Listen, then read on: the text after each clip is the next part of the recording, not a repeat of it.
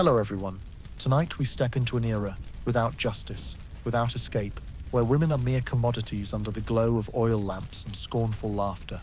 We will live one night, or many years, in the body of a Wild West saloon girl, beaten, forgotten, but not broken. And the truth is, to survive in Red Vale, you don't need dreams, you just need to know when to run, barefoot, bleeding, with no one remembering your name anymore. Before you lean back comfortably, take a moment to like the video and subscribe to the channel, but only if you genuinely enjoy the content I share. And leave a comment letting me know where you're watching from and what time it is. There. It's fascinating to see people following from all over the world. Now, turn off the lights, maybe turn on a fan for some background noise, and let's dive into tonight's journey together. Tonight, we don't step into a romantic Wild West with golden hills and singing cowboys. No. We're plunging into a shadowed corner where flickering oil lamps cast light, where dreams of freedom are choked by sweat, blood, and mocking laughter behind velvet curtains. If you're a saloon girl in Red Vale, Arizona, 1871, your survival isn't in your hands, it's in the hands of the drunken men downstairs. You wake up, your left cheek bruised and swollen, throat parched, hair matted with sweat and whiskey. The room is barely wider than your outstretched arms, low-ceilinged, windowless, reeking of mildew, dried blood, and old semen. On the floor lie your only high-heeled shoes, worn at the soles, next to the torn corset from last night. On the vanity, a cracked powder box, lipstick smeared like clotted blood. The fractured mirror splits your face in two, one half the farm girl from Iowa, the other Lilly, the name the boss gave you, easy to remember, easy to call, easy to use. You drag yourself to a basin of cold, murky water, wiping your face with a 3-day-old rag. No soap, no perfume, just whiskey to mask the smell of you. You put on your cleanest performance dress, because the customers will see, tighten the corset, apply lipstick, tie your hair, and descend the stairs. Down below, the banjo's already playing, glasses clink, and hands start beckoning.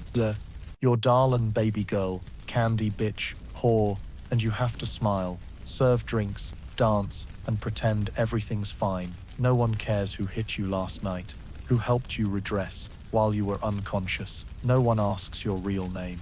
You just need to bend your spine, bend your smile, and keep tears from streaking your powdered cheeks. You bow your head and step through the saloon doors, where the smells of gunpowder, cheap whiskey, and lust mix like a fistful of hell's ashes. You start your shift, and it's only morning. The worst things are still waiting ahead. The red silk dress you're wearing once belonged to a girl named Mabel. They say she died of tuberculosis, coughing blood on the small stage by the bar, where a cloudy mirror now hangs, reflecting your shape every night. They didn't wash the dress after she died. They just hung it in the sun for a day, then handed it to you with the boss's words. Keep it. Fits your figure, but it never fit. The waist pinches so tight you hold your breath, the bust loose, as if sewn for a body once full of life, something you lost about a year ago, or longer. Every night, you stuff handkerchiefs into the bodice, not to seduce, but to fend off the leering glances of men who think you should perform for their money's worth. The black lace trim at the hem is frayed, one side slightly torn from when you were pushed into a chair's nail 2 weeks ago. Though the dress is short, you wear thigh-high black stockings, torn at the right knee, to hide unexplainable bruises and scars you no longer recall the origins of. And the shoes, dark brown leather high heels, worn out, laces undone, left heel crooked, are something you never chose. They forced your feet into them, stuffing paper and wool into the toes, saying pretty is enough. But every night, you can't walk for more than an hour without feeling like you're stepping on knives. You've fallen on the saloon's spiral wooden staircase several times, the latest on a packed Saturday night. You slipped while carrying a tray of drinks, crashing into the railing, spilling whiskey over a hunter's head. He stood, brushed liquor off his shoulder, and punched you in the stomach, sending you reeling into the wall. Someone laughed loudly, another cheered. That girl puts on a good show. You bowed your head and apologized, because if you didn't, you'd be fired. And being fired from the saloon isn't freedom. It's a death sentence for a young woman with no papers, no family, no money in the West of 1871. When you sit down after a night of serving, peeling off your shoes, blood stains your stockings, blood from your heels, from toenails curling inward, from where the laces rub raw. Sometimes you remove the stockings, soak your feet in stolen kitchen salt water, biting your lip to keep from screaming as the salt stings the cuts. But the next morning, you put those shoes back on, walk downstairs, curtsy, smile, and say, "Good day, gentlemen. What's your drink today?" The boss once told you, "That red dress is a symbol, wear it, and customers will remember you." Maybe he's right. A kid passing the saloon one morning pointed at you and called you the blood dress lady. You didn't correct him. Honestly, that name feels closer to the truth than Lilly. The red dress carries its own smell, old whiskey, cheap powder, the iron tang of fresh blood, and sometimes gunpowder when you kneel to clean the floor after a brawl. That smell clings to your skin, your hair, and even when you bathe with wood ash and water from the horse trough, it doesn't leave. Once, a regular customer, a strange man who only drank tea, never touched you, said, "You should change that dress. Its smell doesn't suit you." You gave a faint smile and replied, "It's not meant to suit me. I'm meant to suit it." He never came back. Every time you step onto the stage, really just a wooden platform, a few inches off the floor, the oil lamps shine straight onto your dress. The red glows like a wound, like blood, after a rough birth. Customers whistle. Some call you Scarlet Rose, others Red Rag. Some just clap, as if you're the next act in a lousy play they've watched for years. You spin, the dress flares with the music, your shoes clacking on the rotting wood floor. But in your head, you're counting down. How many steps until the performance ends? How many smiles until a 15-minute break to sip water? How many nights until the dress tears completely, the shoes break, and you have no reason to keep playing the part? You once wanted to sew a new dress, blue, like the sky, when you ran through Iowa's fields as a child. But your wages aren't enough, and even if they were, the boss wouldn't allow it. "Customers like red," he said. "It makes them feel alive." You didn't argue. You've never won an argument here. So you keep wearing that dress, slipping into those tight shoes, moving through the music, the cheers, the crude calls. Each step is a small pain, each movement a suppressed breath. But you don't collapse. You don't cry anymore. Because you understand, in this world, tears don't count toward tips. And if someone asked how you feel wearing that red dress, you'd answer, without thinking, "It fits my endurance perfectly." A day at the Red Veil Saloon doesn't start with a bell or sunrise, but with the drunken scream of a blacksmith rolling off his chair and cracking his head on a spittoon. You're wiping glasses behind the counter, watching diluted blood drip from his forehead, mixing with spilled bourbon on the floor, forming a reddish-brown puddle. No one rushes to help. No one calls a doctor.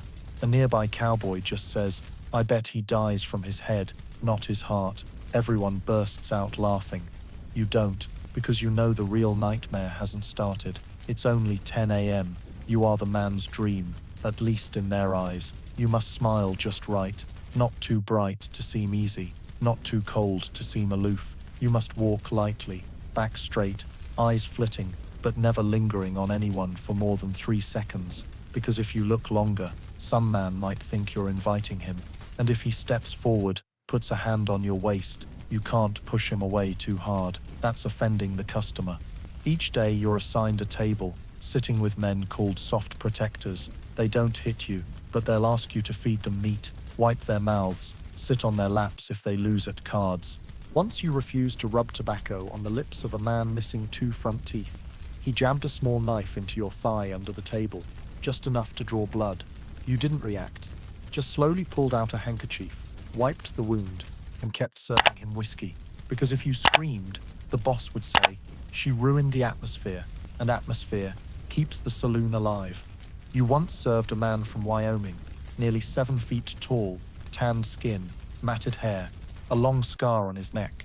He didn't talk much, just stared, as if guessing how soft your flesh was under the corset. That night, he paid 2 gold coins for you to go upstairs with him. You refused, not because you had anything left to preserve, but because his eyes made you feel like you were about to die. The boss called you to the kitchen, punched you in the stomach until you vomited bile, and said, "Who do you think you are? A blade of grass on the road is worth more than you if you don't make money." You clenched your teeth, wiped your mouth, and returned to serving as if nothing happened. Another night, you were pulled onto the stage. A harmonica player told you to dance to his tune. You danced.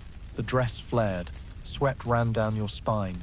Your feet throbbed in broken-heeled shoes. He shouted, "Lift your skirt higher, Red Lilly." The saloon clapped. You bent down, pulled your dress to your thighs, smiled as if you were alive, but underneath you were bleeding. Your period came early, and with no money for cotton, you used recycled kitchen rags.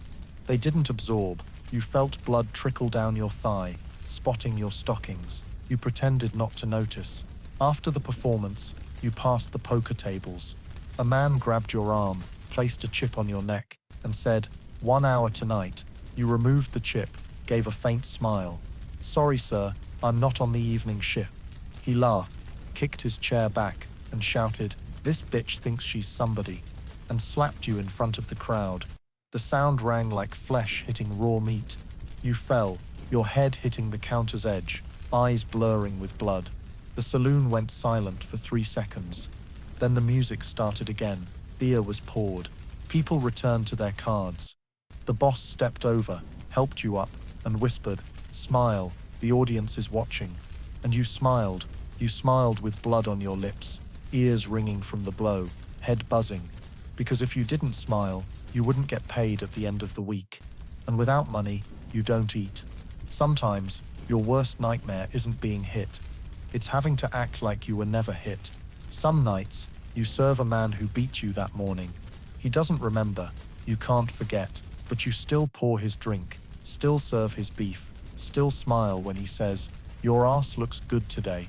When you strip off your dress and wash after a night, you see purple marks on your hips, bite marks on your shoulders, finger-shaped bruises, so deep they don't fade for a week. You once counted, an average night brings 18 unwanted touches, 6 slaps on your backside, 3 light chokes, 1 shove into a wall, and that's a calm night. You understand, the saloon isn't a place for serving drinks.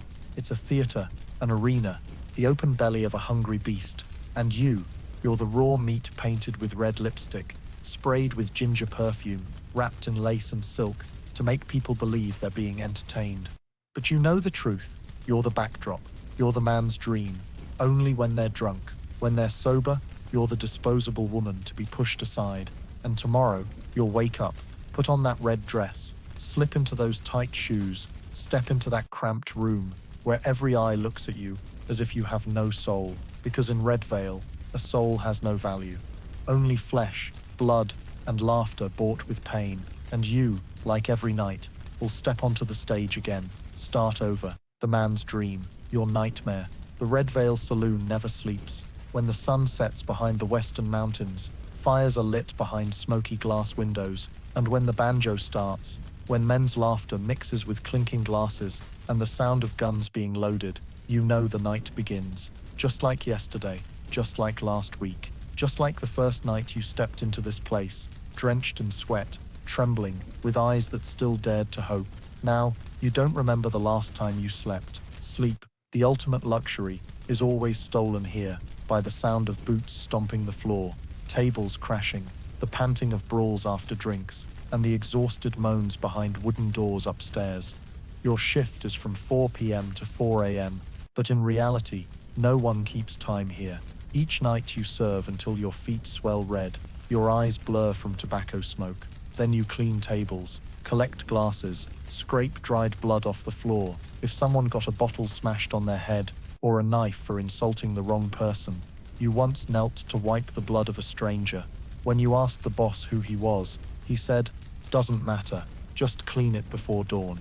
And you did, without another question. No one asks anything here. Once you just sat down in the break room when a bell rang upstairs, signaling a customer wanted a girl in the room. You were assigned, though you hadn't eaten in 10 hours, though your big toe bled from the broken shoe. You stood, reapplied, faded cheek powder, adjusted your corset, and climbed the stairs as if ready. But you weren't. You're never ready. Each step up that staircase slows the beating of your heart, as if your body is clinging to life with every step. And after each such shift, you return with an aching, damp body, matted hair, sore chest, trembling hands, and a voice a few shades duller. But you don't rest, because downstairs the music still plays, and the saloon stays open. You once saw a new girl, Ruth, collapse while dancing. They thought she was putting on a show. The crowd clapped, cheered, called her name like it was a wrestling match. Only after 10 minutes, when she didn't stand, did they realize she'd fainted from exhaustion. The boss didn't call a doctor. He told you to drag her to the break room, splash water on her face. One night off, he said. She'll perform tomorrow. Ruth didn't perform. She left 3 days later, taking nothing but a bruise on her neck. And since then, every time the music plays and your head spins, you take another sip of whiskey. Not to get drunk, but to last 1 more hour standing upright. Your body has no clock. You can't tell day from night anymore. Your room's window was nailed shut last year to keep customers from climbing in from the roof. You live by oil lamp light, sleeping in fits between abrupt wake-up calls. Many nights, you lie in bed but can't close your eyes. The music, laughter, and screams from downstairs echo, like demons chuckling in half-sleep. You once dreamed you were buried underground, still hearing voices call, "Lilly, get down here." You woke in a panic, running downstairs in a half-buttoned nightgown. The boss stood there, frowning, saying, "Just testing your reflexes." You didn't argue. You retreated, climbed back to your room, trembling as you shut the door, and stayed awake. Some nights, you sneak out, open the back door, sit by the horse stable. The sky is full of stars. The wind is cold. You sit curled up, head on your knees, silent, but only for 20 minutes. A customer steps out to smoke, sees you, calls you over. You refuse. He grabs your arm, pulls. You yank free, run inside, and get scolded by the boss. You ruined his mood. You were docked pay that night. The saloon never sleeps, and neither do you. Not because you're not tired, because you don't dare. In the dark are drunken men, quietly turning doorknobs. Nameless footsteps. Moments your body jolts awake before your mind grasps what's happening. Sleep is surrender, and surrender here means loss. Some girls slept and never woke. Some were stabbed, some choked, some took the wrong drug, some simply vanished. You don't want to vanish, so you stay awake, though your eyelids feel like stones, though your heart skips beats, though your spine aches so much a light touch feels like needles. You stay awake, because staying awake means you still have control, even if it's just a sliver, even if it's just your breath, even if it's just your gaze. You once secretly dreamed of napping on grass, like when you were a child. No fear of hands touching you, no waking mid-sleep for a customer's call. But then you snap out of that dream to the smell of urine and breaking glass, and you return to reality, to sleepless nights, to flickering red lamplight, to a roll that never rests, because the saloon never sleeps, and you have forgotten what it feels like to sleep. You once heard an old customer say, "Smile, little lady. Your smile makes the whiskey taste better." He sat there, beard unkempt, sweat soaking his leather vest, holding a half-burned cigar, eyes fixed on your cleavage, and you smiled, because that's what you were taught, because that's what customers pay to see. But no one told you that every smile under those oil lamps comes at a cost, and sometimes that cost is blood. At the Red Veil Saloon, a smile is currency. It buys temporary safety, a hand pausing before it reaches your throat, a few coins for tomorrow's breakfast. But smile at the wrong time, the wrong person, the wrong way, and that same smile can cost you a tooth. One Saturday night, the saloon packed.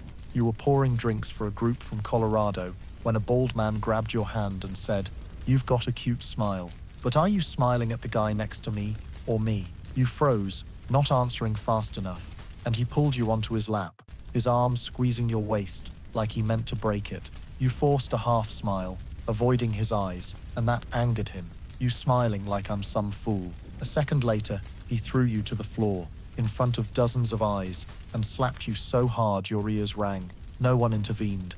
No one reacted.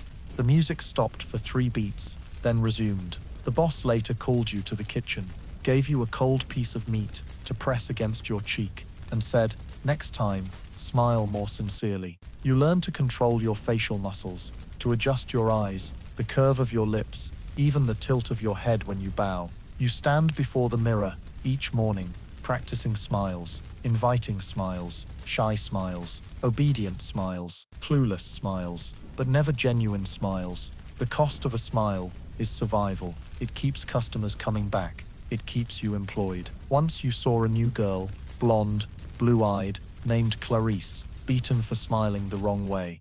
A customer thought she was mocking his story. She was only smiling out of fear, but when he slammed her head on the table, blood dripping from her chin, they just quietly dragged her away and wiped the table like nothing happened. Clarice didn't return. They said she went to find her brother in New Mexico. You don't believe it. No one leaves Red Veil once they've signed with the boss. On paper, you're a performer and server. In reality, you're the velvet curtain hiding the rot inside. And that curtain must be beautiful, must know how to smile.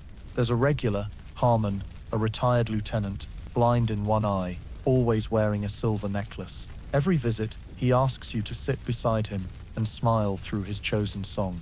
No talking, just smile, he says. Smile until the music stops. You've sat like that, jaw stiff, chin aching, lips dry and cracked, teeth clenched, to hold that distorted curve through 5 songs straight.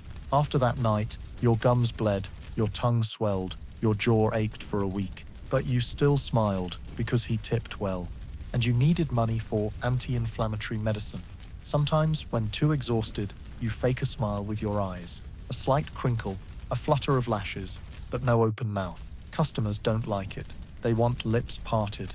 They want teeth. They want a sweet hee-hee, like honey.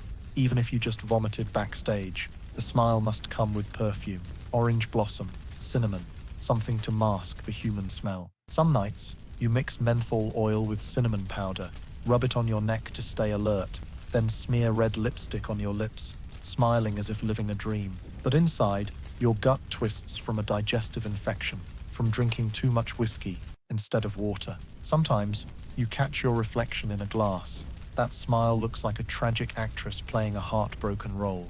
But there's no real stage, no real audience, just eyes half lustful, half bored, seeing you as a doll that moves for tips. One night, a drunken cowboy called you to his table. You sat, and he said, "Smile, Lilly. Smile like you did the night you cried." You shuddered, remembering he was the one who beat you in the bathroom 2 months ago. You swallowed hard, pursed your lips, but you still smiled. Not because you forgave him, because you were afraid. The cost of a wrong smile is a night of pain. The cost of no smile could be death. You once thought that if you tried hard, customers would like you, treat you gentler. But no, at Red Veil, your smile is a promise you can never take back. It's silent currency, a soft noose. The reason you're kept on, though your body can't take it anymore. And every night, after wiping off lipstick, washing your face, you look in the mirror and see swollen, pale, aching lips. But you'll reapply lipstick the next morning. Practice your smile again. Step out into the dim oil lamplight, amid tobacco smoke and men's laughter, and flash the smile of someone who sold their soul, inch by inch, for what they call service. And if someone asks if being a saloon girl is hard, you'd say, no, you just learn to smile, even when your heart is screaming. And then you'd smile, as always, like instinct, like a cost you can't refund. Their hands are what you remember more than their faces, because in the saloon's shadows, where oil lamps light only a corner, where tobacco smoke blurs every feature, only hands are real, chillingly real. Some hands are calloused like rotting wood, some stained yellow with tobacco resin at the fingertips, some oozing blood from unhealed cuts, and some trembling from unfinished withdrawal. All those hands have touched you, and none were gentle. Some hands reek of liquor, so strong you can guess their drink just by breathing near them.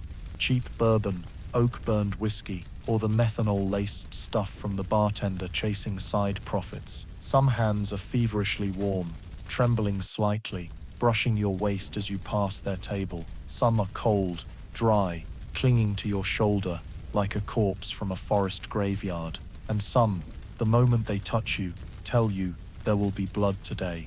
The regulars at Red Veil are rarely gentlemen. They're hunters, blacksmiths, miners, gun runners, mercenaries, or men with no trade but killing for hire and laughing about it. They bring the outside world smells into the saloon: unwashed horse, dried blood on swords, dirt-caked boots, smoke from night campfires. When they sit, remove their gloves, and place hands on your thigh, You feel every crack in their skin and the wounds they carry from places you'll never know. Once, a hand yanked you off the stage mid-dance. The man said he wanted a private talk. You smiled, refused, tried to pull away. He didn't like that. He grabbed your hair, dragged you into a poker table, spilling a bottle of liquor belonging to 2 players. He was beaten, not for grabbing you, but for wasting their drink. Your wrist was sprained, but no one asked. The boss just glanced, dodge faster next time. Another time, a Mexican with a wide hat and thick mustache placed his hand on your neck and said in accented English, soft as a young chicken. Then he squeezed, not enough to choke, but enough for your bones to creak. You smiled, eased his hand off, stroked his hair, and whispered, "Later, sir." He let go. You stepped back 3 paces, trembling so hard you leaned against a pillar, but you couldn't rest. The saloon had customers. The music hadn't stopped. The lamps were still lit. You weren't allowed to collapse. Those hands don't just touch you, they leave marks. Some leave purple bruises on your wrist, scratches on your shoulder, welts under your breast. Some graze your thigh lightly, but keep you awake all night. Some slide between your legs, unasked, unannounced, in the noisy crowd as you bend to pour drinks. You freeze, then keep pouring. No one sees, no one cares. A cowboy named Maddox, known for his brutality, once said, "I don't need a room. I get what I want right at the table."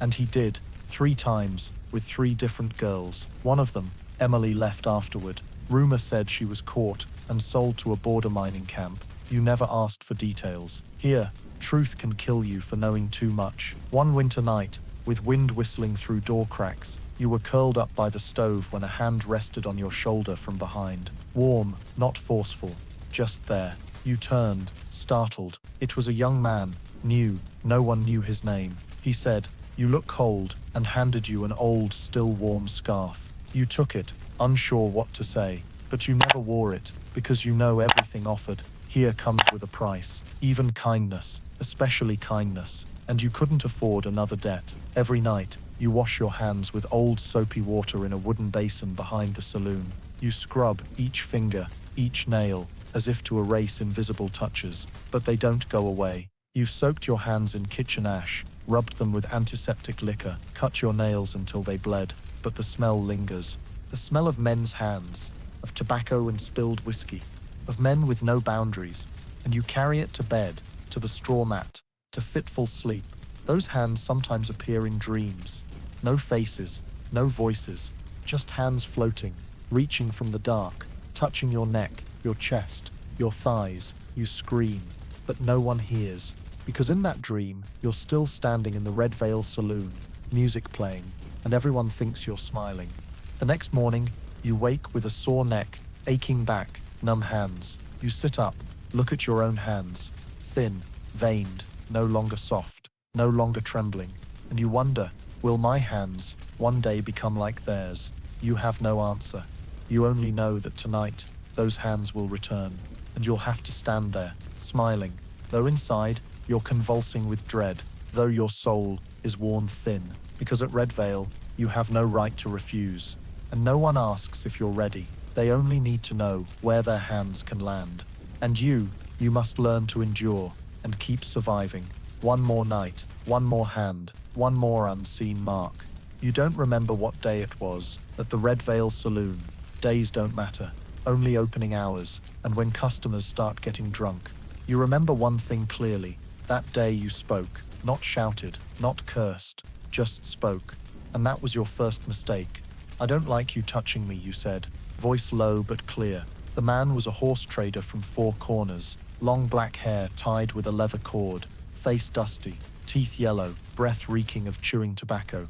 He'd stroked your waist as you poured his drink, slipped his hand under your corset, leaving a damp, sticky sweat trail on your skin. You endured, you pretended not to notice, but when he pulled you onto his lap, his hand moving faster between your dress's layers, you turned and said those words, 7 words, and you heard the air tear before your cheek burned. The slap snapped your head aside, ears ringing. The glass on your tray fell, shattering on the floor. The saloon went silent. 1 second, 2, then the music resumed, as if nothing happened. The man spat on the floor by your feet, grabbed another glass, took a swig, and growled, "Do you know how to shut up at the right time?" You stood there, half your face stinging, lip bleeding, eyes blurred. You wanted to scream. You wanted to lunge at him, punch, scratch, bite, but you did nothing. You just bowed your head, picked up the glass shards, hands shaking so much you cut yourself. A small gash, blood dripped. But you didn't dare ask for a bandage. You feared being called dramatic. The boss watched from afar, didn't approach, just shook his head. That night, you learned an unwritten rule. At Red Veil, words are dangerous. Language is a weapon, but not for you. You're allowed to smile, flatter, moan softly, call customers' names in a honeyed voice, but you can't refuse. You can't resist. You can't speak the truth. I don't like is a spark. And you learned that with blood. The next night, you still had to work. Your left cheek was still swollen. Lipstick couldn't hide it. You caked on powder, tied a cloth around your neck to cover a purple bruise. An old customer asked, "Why the cold face today?" You forced a smile. The man from last night returned. He winked, waved you over. You didn't approach, but the boss did. "Table 3, he said. "He's a good customer." You swallowed, walked over, like stepping into a furnace.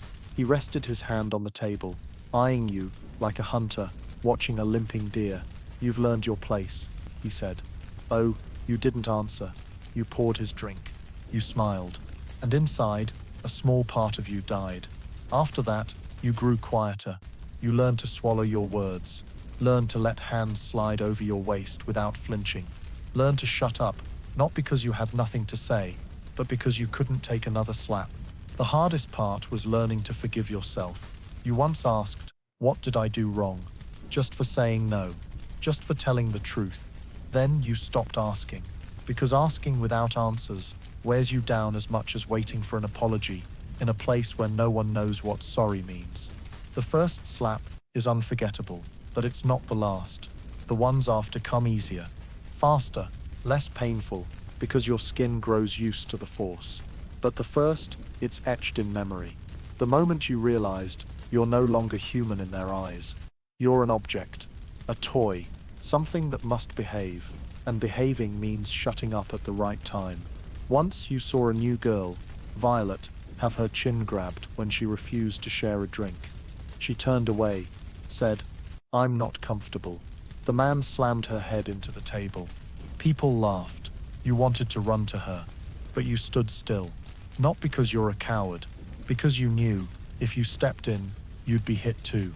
Then both of you would be fired, and the saloon would hire 2 new girls next week. This world has room for many Lillys, but no room for one who speaks out of turn. You once dreamed you're on stage, golden lights, audience below. You sing, then speak, loudly, clearly, that you're not a commodity, that you're human, that you have a real name, a past, a childhood, that you once loved drawing, eating strawberries, napping on your mother's lap in summer afternoons. And in the dream, they stand, applaud, but you always wake right after. Because at Red Veil, you can't speak. At Red Veil, you only smile, only serve, only behave. And if someone asks, when was the first time you were hit for telling the truth, you wouldn't answer. You'd just touch your left cheek, where it once swelled purple, where it once bled, and where it's now healed, on the outside. But deep inside, something still seeps. Not blood, not tears, but silence. A silence you were forced to learn, to survive. The only doctor in Red Veil is Grant, about 60, hair nearly all white, beard always rough with the smell of antiseptic, mixed with cheap gin. He doesn't officially work for the saloon, but he shows up every Monday morning, and sometimes late nights when someone screams loud enough to wake him. But you know he doesn't come for a doctor's conscience. He comes because the boss Doyle pays well and on time, and because in Red Veil there's no proper clinic, no medical post, and no one questions ethics.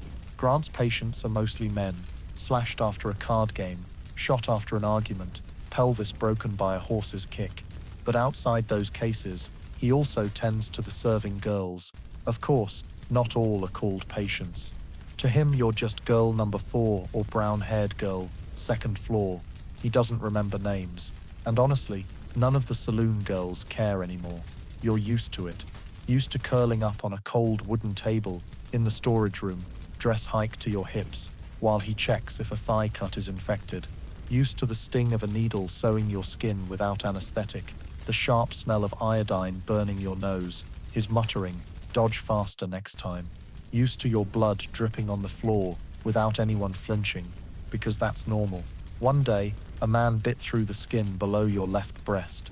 Drunk, he called you a whining bitch. You didn't resist, just lay still.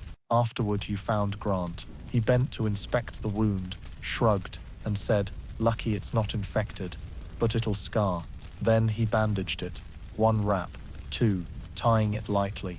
Not too painful, not kind either. Just work. You've seen bruises spread across your lower belly, dark purple, round like small stones thrown at you. You don't remember who caused them, maybe from being shoved onto a poker table or falling downstairs when an oil lamp went out. Either way, you don't ask, and no one asks you. That's what hurts more than the wounds. The silence. Once you bled too much after a period lasting nearly 10 days. You thought you might be dying. You knocked on Grant's door at midnight, barefoot, clutching your stomach. He looked through a half-open door, saw blood on your nightdress, and nodded for you to come in. He gave you a bitter pill, saying, "If it doesn't stop, come back in the morning, or die." You didn't die, but you started to fear. Fear every time the bleeding wouldn't stop. Fear your body was betraying you, bit by bit, but you couldn't stop working. No days off, no private checkups, no one saying, "You need rest."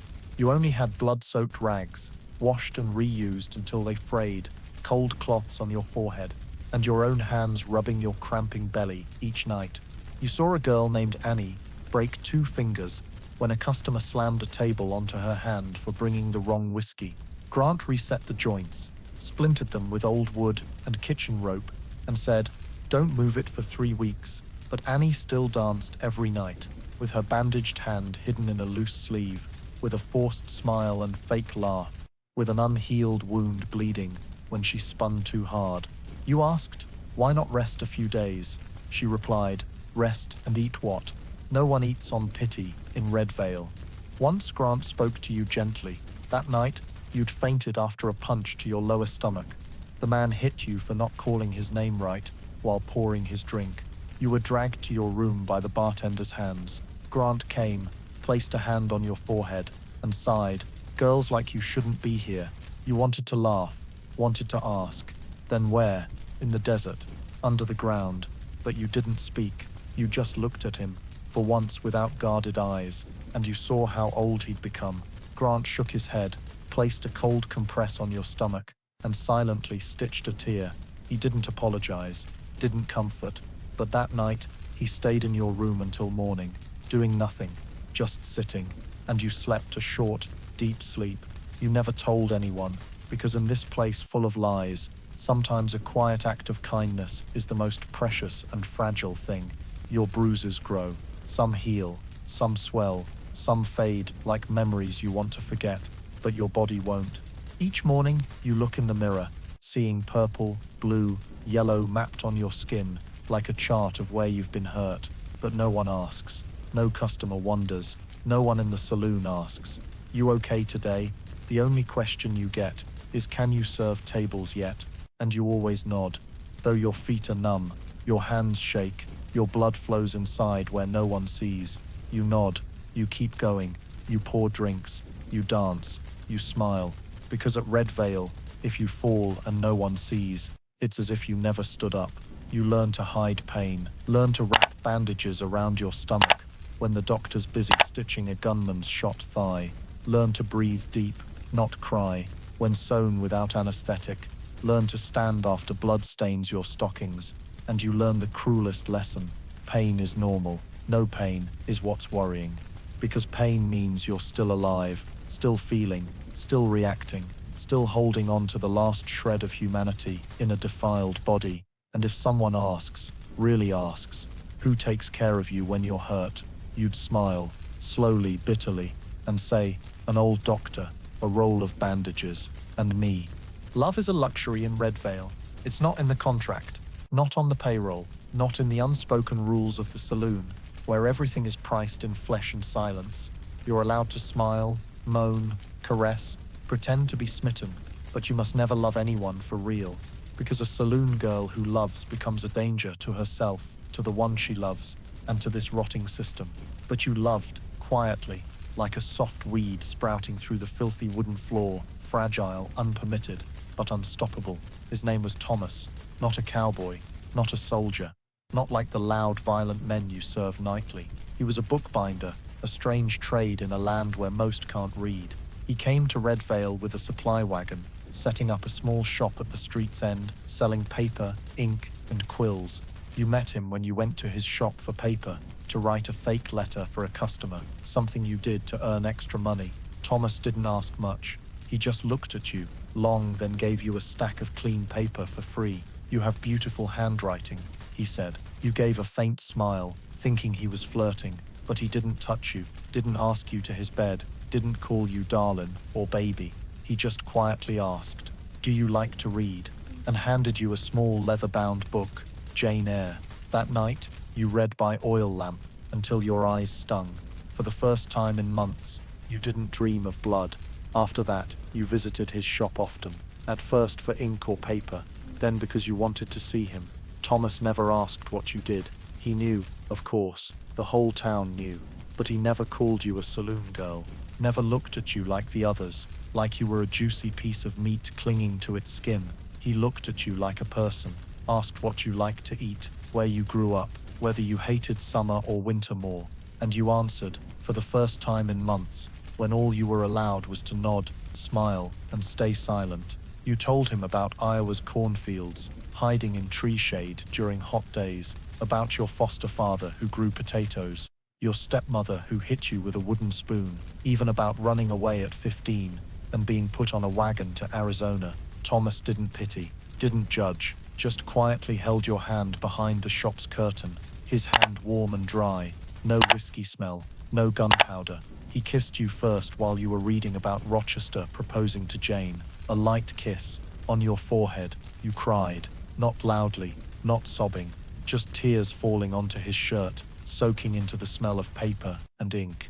You loved him, without needing to sleep with him, without needing lipstick, eyeliner, or the red dress. You just needed to be you. And that made this love both tender and dangerous, because you started to dream of leaving with him, leaving Red Vale, leaving the music, the whiskey, the sudden slaps, the greasy hands. You dreamed of a small house with windows facing trees, of sleeping a long sleep in someone's arms without waking to a call upstairs. But dreaming was wrong, and you knew you'd erred when you started believing in it. One night, after your shift, you sneaked through an alley to the bookshop. You didn't know Doyle, the saloon boss, had someone tailing you for 2 weeks.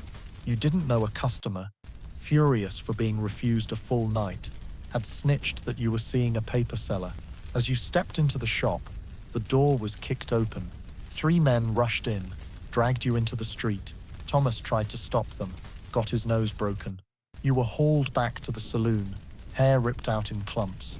Doyle didn't say much. He just threw Jane Eyre into the fire before you and slapped you so hard you fell into a table's corner. "You don't get to love," he said.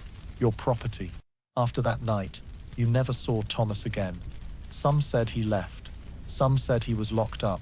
Some said he died of infection. You didn't ask. No one told you the truth. The saloon kept running. Music played, drinks poured, and you had to stand up in the red dress, broken-heeled shoes, swollen face, split lip, serving as if you'd never loved. But inside you knew you'd lost something irreplaceable. Stopped visiting the bookshop, but sometimes at night you touch your forehead where he kissed you and close your eyes. For a few seconds, you feel human. Not a puppet, not a girl, not property, just a girl who loved. And if someone asked, "What's love in Red Vale?" you'd say, "It's what kept me alive and what cost me everything." You started writing letters on a rainy night when hoofbeats pounded down the main street and the shouts of cowboys brawling over poker echoed to the attic. Your hands shook, not from cold, but because you'd never dared put your true feelings on paper. But that night, by a nearly spent candle, holding a worn quill, you wrote slanted lines on rough paper. words never spoken aloud. "I'm still alive, though I don't know why," you wrote. The first letter wasn't meant to be sent, just to free the weight in your heart. You wrote to Thomas, though you weren't sure if he was still in Redvale or Bones in the desert. You wrote about that night, after he was beaten, when you were locked in your room for 3 days with a stale loaf and a bucket of murky water. About the new scar behind your neck, where Doyle cut a small line with his ring to teach you a lesson. And that despite pain so bad you could barely breathe, you still wished to hold him one last time. The letter wasn't long, just over half a page, but each word tore at your heart. You folded it 4 times, tucked it into a tin powder box, the kind saloon girls shared. You hid it under the cotton padding, sealed the lid, and placed it in the corner of a wooden chest under your bed. No one could know. You didn't trust anyone enough. But then a new girl arrived, Delilah, from the east, with fiery red hair and a voice soft as silk. She shared your room for her first week, sleeping on a mat beside you, mumbling French in her dreams, fidgeting her fingers when nervous. She was different. No fake smiles, no pandering to customers, no stories for extra tips. She just worked, quietly, enduring. And you saw in her a shadow of yourself years ago, when you still thought you could escape without losing everything. One night, after cleaning up spilled drinks, leaning against the wall, you turned to Delilah and asked if you had one last message to send out. What would you say? She paused, then answered, "I wouldn't say anything. I'd send a piece of bone, so they'd know I existed." Her words silenced you. That night, you gave her the powder box, and you said, "There's a letter inside. If I'm not here one day, find a way to send it to Thomas, at the old bookshop east of Main Street." She looked at you, asked nothing more, just nodded. You didn't know why you trusted her. Maybe her eyes, not curious, not pitying, just accepting. Maybe because you needed to trust someone, just once, even if it meant betrayal. The next day, Delilah was beaten. A customer tried to drag her upstairs. She fought back, stabbed him with a hairpin. Blood spilled. She was locked in the woodshed for 2 days. When released, her eyes were swollen shut, hands bruised purple, but she didn't cry. She just walked to her mat, lay still. That night, you asked, "Do you still have the powder box?" She said, "Always." You smiled for the first time in weeks. But that smile didn't last. 3 days later, Delilah vanished. No one knew where. Doyle said she left willingly. Other girls whispered, sold to a mining camp, or killed for defying orders. No one asked further. No one dared. And you just wanted to know, does that letter still exist? You thought about writing another, but you didn't, because what you sent that day wasn't just words. It was the one time you believed you could still trust someone. The one time you let a piece of your heart leave Redvale, through thin paper, an old powder tin, and a red-haired girl who said she'd send a bone as proof. From that day, every time a breeze slips through the saloon's back door, you look outside. Not because you think Thomas will return, but because you want to believe that somewhere, someone read those slanted lines, understood you lived, loved, and wanted to escape. You don't need a reply, don't expect a letter back. You just need to know, at least once in your life, you gave away your trust. And if someone asked, what's the most dangerous thing a saloon girl ever did? You wouldn't talk about skipping a shift or hiding money under the stove lid. You'd say, writing a heartfelt letter and believing it would reach where it needed to go.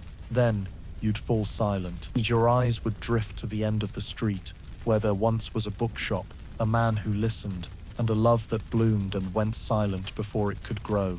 Her name was Mary Ann, from Kansas, only 17. Blonde hair, skin white as cream, eyes wide open, always startled as if she'd wandered into a fairy tale. She was brought to the Redvale Saloon on a dusty Monday morning, on a wagon bearing the logo of Frontier Entertainment Company. The name traffickers used to gloss over the truth. Doyle greeted her at the door, laughing loudly, patting her shoulder, telling the girls scrubbing the floor to stop and welcome the new star. She stepped in like a spring breeze, in a pale green dress, new leather shoes, a small oak cross necklace around her neck. When she saw you bandaging your wrist, lips swollen, corset patched with stitches, she flashed a bright smile, unaware it was the last time she'd smile like that. You were tasked with training Mary Ann. In other words, teaching her to survive. But she didn't understand. She asked, "How long have you worked here?" You didn't answer. She asked, "Do we get a lunch break?" You just looked at her. She eyed the tray of drinks, the shared lipstick, the torn handkerchief, and whispered, "Do we actually perform, or just sit and talk?" You clenched your jaw, wanted to speak, but couldn't, because you knew any truth now would be swallowed by something bigger than fear, hope, and you couldn't be the one to kill the first hope of a girl who didn't yet know blood smelled like molten iron. On her first night, Mary Ann wore a cream dress with white lace at the collar, eyes sparkling under oil lamps like a figure from hometown songs. She sat behind the counter, hands trembling slightly on the tray, smiling at every customer, pouring drinks without spilling a drop, chirping rehearsed greetings. The first man pulled her close, whispered something that made her blush. She smiled lightly, stepped back, polite. 10 minutes later, he returned, pulling harder. She yanked her hand free, tripped over a chair, and fell backward onto the floor. Doyle saw from afar, approached, didn't ask what happened, just said, "Go with him." 1 hour. Mary Ann looked around, panicked, calling, "Sister," but you turned away, not because you were heartless, because you'd seen this scene dozens of times, and you knew stepping in would only get you both beaten. Half an hour later, Mary Ann came downstairs, hair disheveled, eyes no longer sparkling, dress stained, blood seeping lightly at the hem of her white skirt.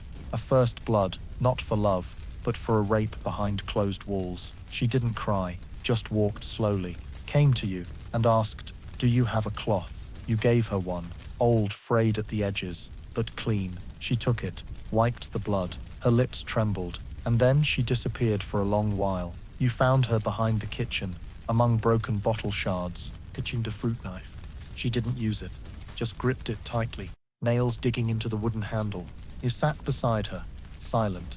She asked, "Why didn't anyone help me?" You didn't know how to answer, because you'd asked the same question once, and learned no one outside this saloon hears your cries. The next day, Mary Ann wore no makeup, eyes shadowed, face pale. Doyle made her dance. She stepped onto the wooden platform like a marionette without strings, dress not flaring, limbs stiff. Customers whistled, jeered, tossed coins onto the stage like throwing them at a circus animal. When the music stopped, she walked off, went straight to the bathroom behind the counter, and vomited until her throat was raw.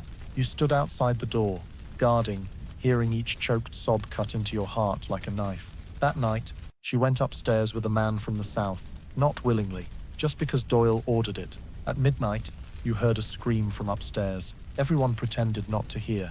Only you quietly climbed the stairs, pressed against her door, heard her ragged breathing, her pleas. No more. But you weren't allowed to open the door, and you didn't. The next morning, Mary Ann was gone. Some said she escaped. Some said she was caught, tied to a tree, left in the sun for 3 days. Others said she hanged herself with her corset lace. But no one saw a body. Only you, finding a small Bible hidden under her mattress, its last page scrawled with, "Will God forgive a girl who didn't know she'd be raped?" You kept that book, even now, not because you still believe in God, but because you need to remember. Remember a 17-year-old from Kansas came here, knowing nothing of blood, nothing of saloon rules, and lost everything in 3 nights. And if someone asked, was she weak, you'd shake your head. No, she just didn't have time to grow calloused, and that's what let her be devoured. At Red Veil, those who don't harden fast, shatter. There's one thing everyone who survives long at Red Veil learns: everything can vanish. Horses, money, whiskey, even people. But what chills you most is when a regular disappears, because regulars don't just leave, they cling to the saloon like flies to meat. They drink, they're crude, they fight, but they always return, because this place is the pit, where they dump what's left of their failed lives. A few coins, a few drops of liquor, and a bit of cruelty. His name was Caleb. Every week, 3 times, at 4 in the afternoon, he'd come, sit at the table near the piano, with a broken key, order a cheap whiskey, and a girl. Sometimes you, sometimes Clarice, or Georgia, always one of you 3. Caleb didn't yell, didn't curse, didn't hit, but his eyes were cold as a whetstone. He had a habit of lightly touching your neck, while recounting hunting stories, shooting a lame deer, stabbing a pregnant sheep, cutting a coyote's ear. You once asked why he liked killing. He answered curtly, Because things that don't scream are easier to finish. You didn't ask again. 1 week, he didn't show. You noticed, but thought he was drunk at a stable or passed out in some wine cellar. The next week, still absent. By the 3rd week, Clarice whispered after a show, "Isn't it odd? Caleb's gone." You nodded, but neither of you said more. At Red Vale, talking too much is the fastest way to put your name on the next list. Then one morning, fog thick, the air still heavy with burnt grass from a nearby field fire, a child, the washerwoman's son, ran into the saloon, stammering, "There's a body in the well, behind the old slaughterhouse." Doyle, counting money behind the counter, paled, but no one was allowed to show fear. He signaled a few bouncers to follow, then turned to the girls, "Stay put. No one goes out until I say." You stood by the 2nd floor window, peering through a crack in the wooden curtain, watching people gather around the well. A rope was wound onto an old pulley, slowly pulling up, and then a hand, pale, veined, covered in moss, dangling in the early sunlight. Someone screamed. Then, silence. The whole town sank into a heavy air, like a cursed book had been opened. That afternoon, you overheard in the kitchen, "It's Caleb." Recognized by the scar on his left wrist. Throat cut, no tongue. Someone wanted him quiet forever. You couldn't eat. Your hands shook, dropping a glass. Georgia whispered, "Who do you think did it?" "No." You said, "Don't know." But you had a guess. Caleb had once let slip. He kept a ledger about customers, girls, even deals Doyle wanted hidden. Drunk, he'd told you, "If I disappear, check under the 3rd table, right corner." You thought it was a joke. But that night, when the saloon was empty, you crawled under his usual table and found it, a small wooden box, filled with scrawled notes, names, amounts, descriptions, dates. Your name was there, with 2 words, "Keeps quiet." You wanted to throw it away, burn it, but you hid it. As not to keep secrets, but because for the first time, you understood what a sliver of power felt like. Evidence, a clue, something to keep you alive. One more night. 2 days later, Doyle called you to his private room. He sat, tapping the table. "Anyone strange asking about Caleb?" You shook your head. He stared into your eyes for a long time. "If someone comes, say nothing. Stay quiet, like you've always done well." You nodded, left the room, heart pounding so hard you leaned against the wall to avoid collapsing. Caleb's body was buried without a headstone. No mourners, no candles, just a mound of dirt behind the well. The town sheriff said, "Suicide." But everyone knew that well was 16 feet deep, and Caleb didn't cut out his own tongue. From that day, a quiet fear crept into every corner of the saloon. Customers grew quieter. Girls poured drinks faster. No one spoke his name, as if his death was a warning. "Here, don't know too much. And if you do, don't write it down." You kept the wooden box under your bed. Each time you held it, you heard your heartbeat, not from fear, but because you knew it was the only thing keeping you from complete powerlessness. And if someone asked, "What did you see looking into that well?" you wouldn't say a corpse. You'd say, "I saw myself," because you know at Red Vale, everyone's sinking. The only difference is whether you drown in whiskey, blood, or suffocating silence. And one day, you might be the next body pulled from the well, with no one remembering your name. Doyle wasn't the type to yell. He didn't need to. His voice was cold enough to freeze a room, his footsteps heavy enough to silence a row of chairs, and his eyes with no whites, just a dull yellow like dry sand mixed with blood, made you understand. He didn't need to hit you to make you fear. He only needed to look. Doyle had owned the Red Vale Saloon for 8 years, since he bought it from an old couple. Rumor said they vanished afterward, leaving only a strange smell from their fireplace for 2 weeks. Since then, Red Vale changed. More poker tables. Girls pouring drinks wore shorter skirts. A side staircase was added to move live goods without crossing the stage. Doyle was tall, broad-shouldered, but not burly. He was lean, hard as rusted iron. Always wore gloves, sun or cold. Some said his hands were scarred, torn apart in a tombstone fight. Others said he was a Confederate deserter who killed his captain. No one dared ask who he really was. At Red Vale, questions were the most expensive thing, and the price was usually blood. Doyle slept upstairs, in a room locked with 3 bolts. its door carved with a goat's head. But sometimes, when he was drunk or the town was restless, he didn't sleep there. He slept in your room. No warning, no knock. Just opened the door, stepped in, looked you up and down, and lay on your bed as if he'd done it his whole life. And under your pillow, that night, he placed a gun. Said nothing. Didn't give it to you. Didn't explain. Just placed it. An old Colt, short barrel, smooth wooden grip, still reeking of gunpowder. You lay beside it, body rigid, eyes wide all night. He didn't touch you, just slept, snored softly, breathed slowly. His hand hung out from the blanket, one finger resting lightly on the gun's grip, as if, even asleep, he was ready to shoot if you resisted. The next morning, when you woke, he was gone. The gun was still there, and a short note tucked under the pillow. Don't open your mouth, even in dreams. You didn't understand, didn't know who he feared, or what he was preparing for. But you knew one thing. When Doyle gave someone a gun, it wasn't for them to shoot. It was to let them know who controlled the last bullet. From that day, you didn't touch the pillow like before. You slept on your side, head far from the gun.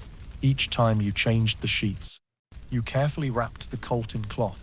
Once, it fell to the floor with a click, nearly shooting your foot. That night, you shook, unable to sleep, imagining that bullet tearing through your thigh, leaving you bleeding out before anyone found you. But despite the fear, you didn't dare throw it away, because Doyle could return any time, and if the gun was gone, he'd ask. And Doyle always asked in a way that made you never forget the answer.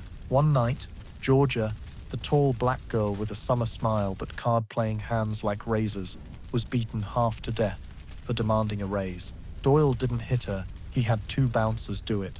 He just watched. When she passed out, he turned to you, handed you a handkerchief, embroidered with an L, and asked, "How much do you think a girl like that is worth?" You didn't answer, just bowed your head. Doyle smiled, a smile without teeth, a smile that chilled you to the soles of your feet. You'd heard him call a 14-year-old girl an early investment product. You'd seen him lead the town sheriff behind the liquor shed, slipping money into his hand like feeding him biscuits. And you'd heard him whisper to Clarisse, who once tried to escape, that, "Next time you run, I'll mail your ear to your mother." He never had to kill anyone in front of you, but he was always the last to know how every death happened. Once you peeked into his ledger, a black leather book, locked with an iron clasp. It listed girls, customers, dates, payments, conditions, still usable, torn, limit upstairs, possible depression. Watch closely. You saw your name, Lilly, 5 years, not fresh anymore, but behaves. You wanted to cry, but then you laughed, because at least you were still in the usable column. And the gun, that Colt, stayed under your pillow, like a talisman, like an eye, like a reminder that you weren't the only one staying awake at night. Another night, you unlocked the gun, looked at the single bullet in the chamber. You held it in your palm, candlelight glinting off the brass. You thought, what if I shot his chest while he slept?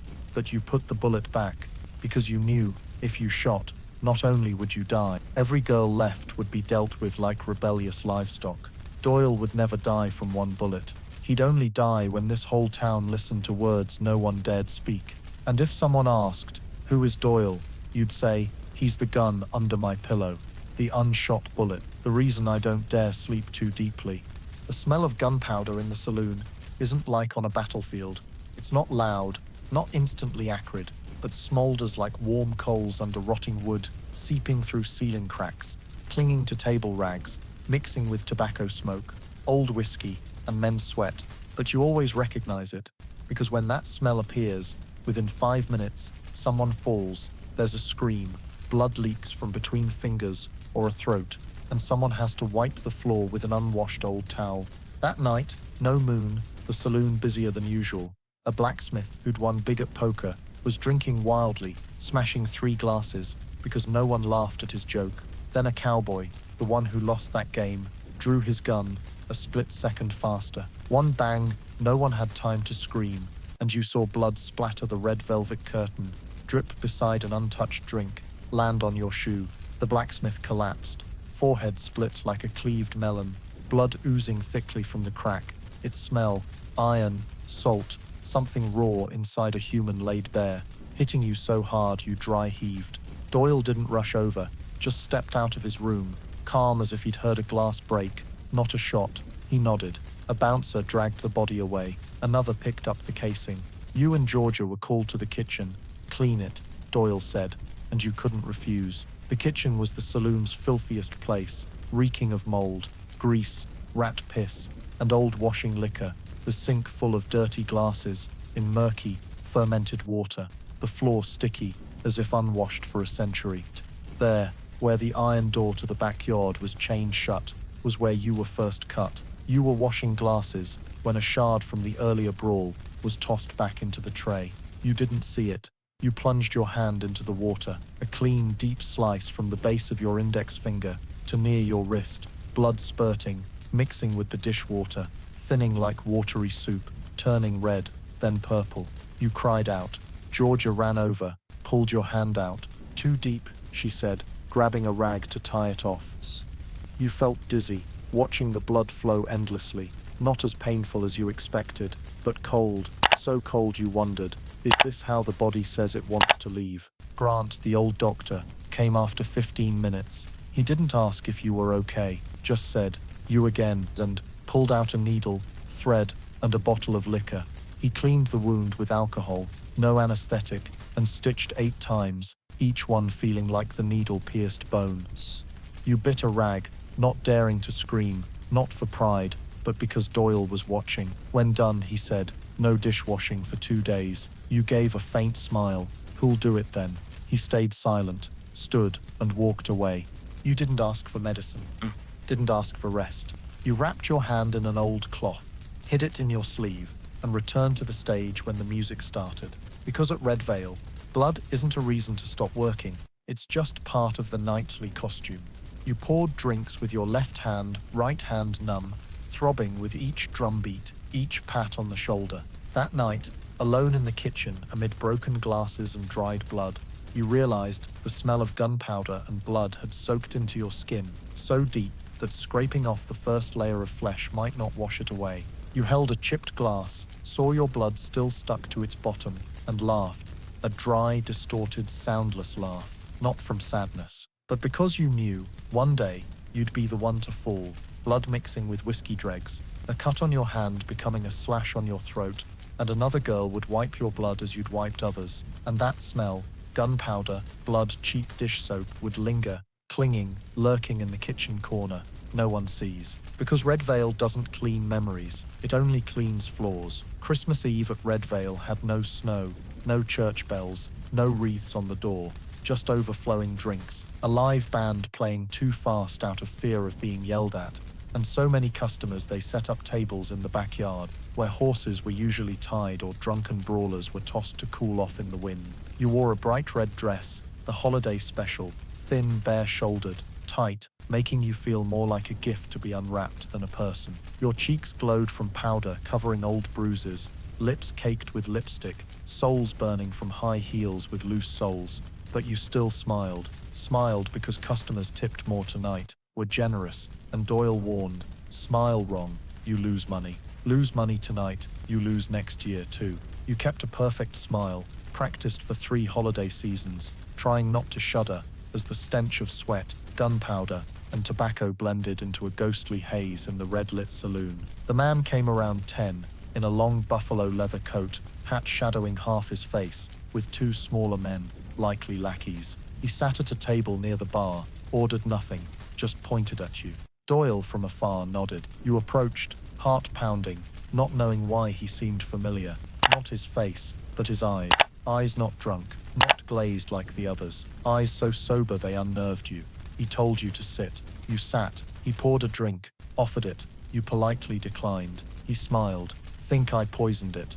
You replied, still smiling. No, I think the whiskey's poison enough. A simple light joke, the kind you used to survive. But for some reason, his eyes darkened. His hand paused on the glass. No one laughed. His 2 companions didn't laugh either. A chill ran down your spine. He tilted his head, voice lower. You mocking me. You shook your head.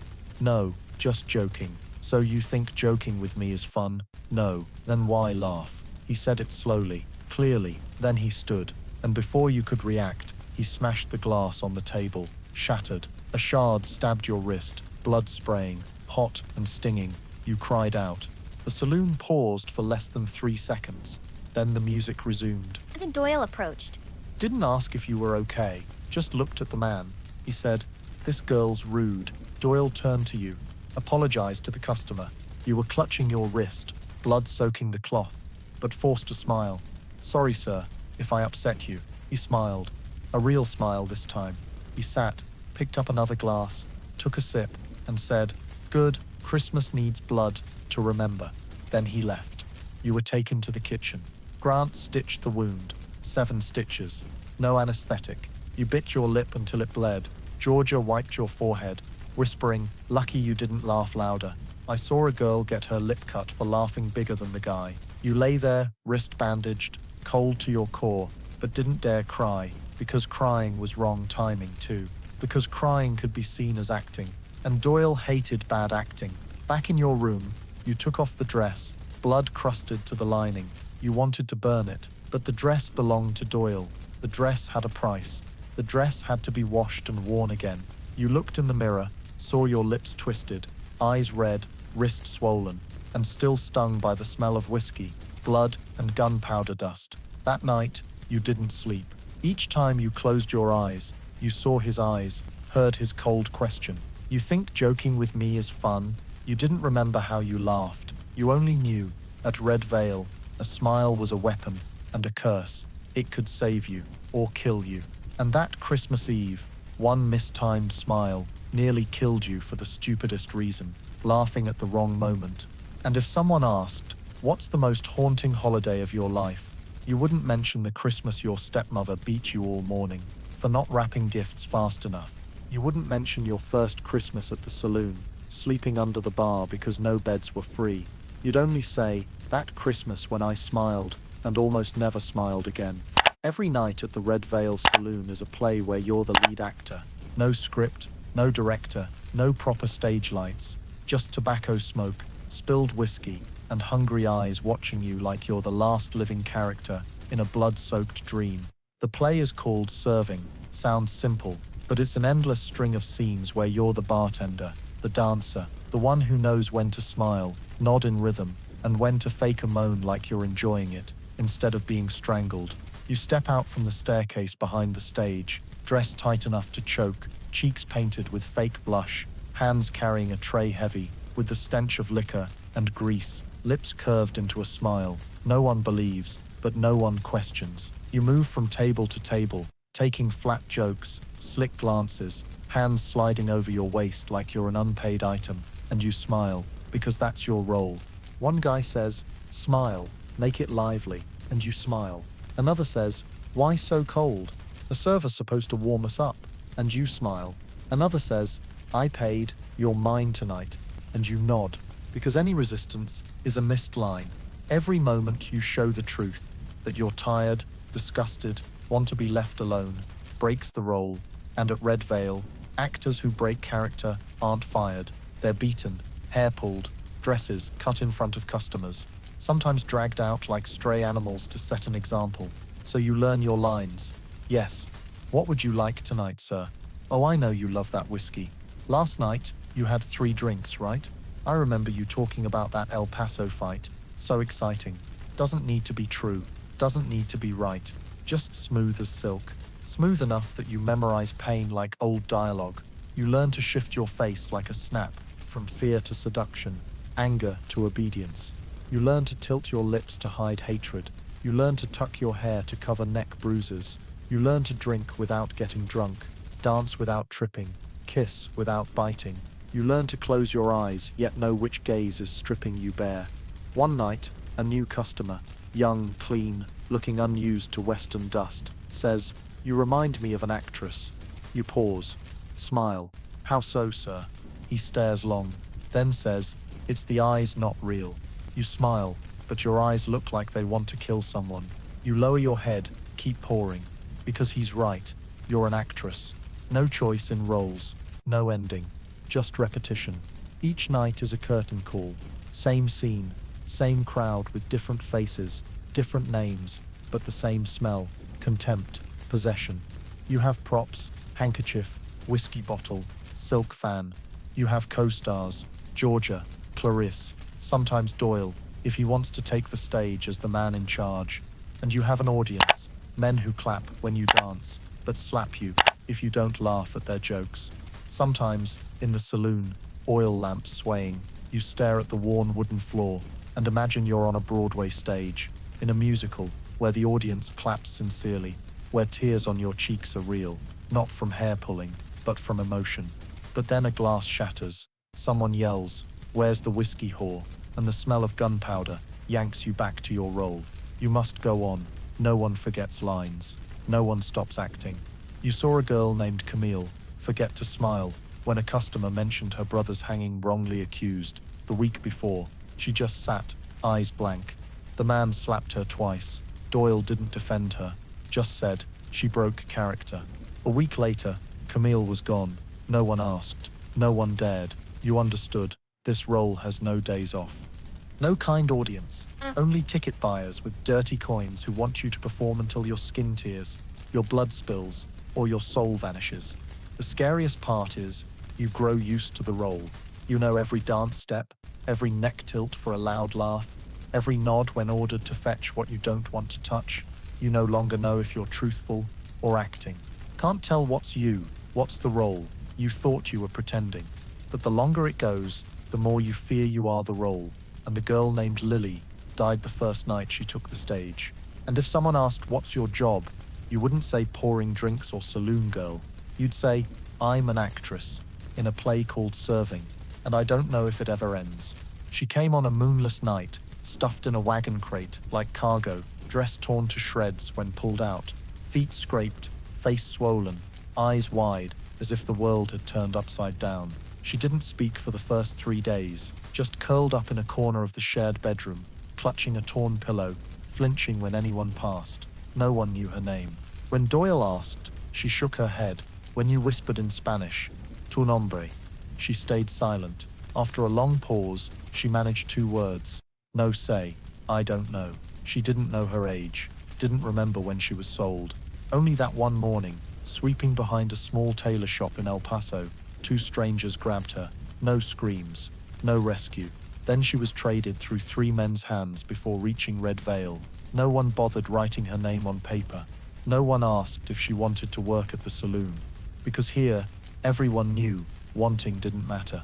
She was called Number 7, the 7th girl delivered that month.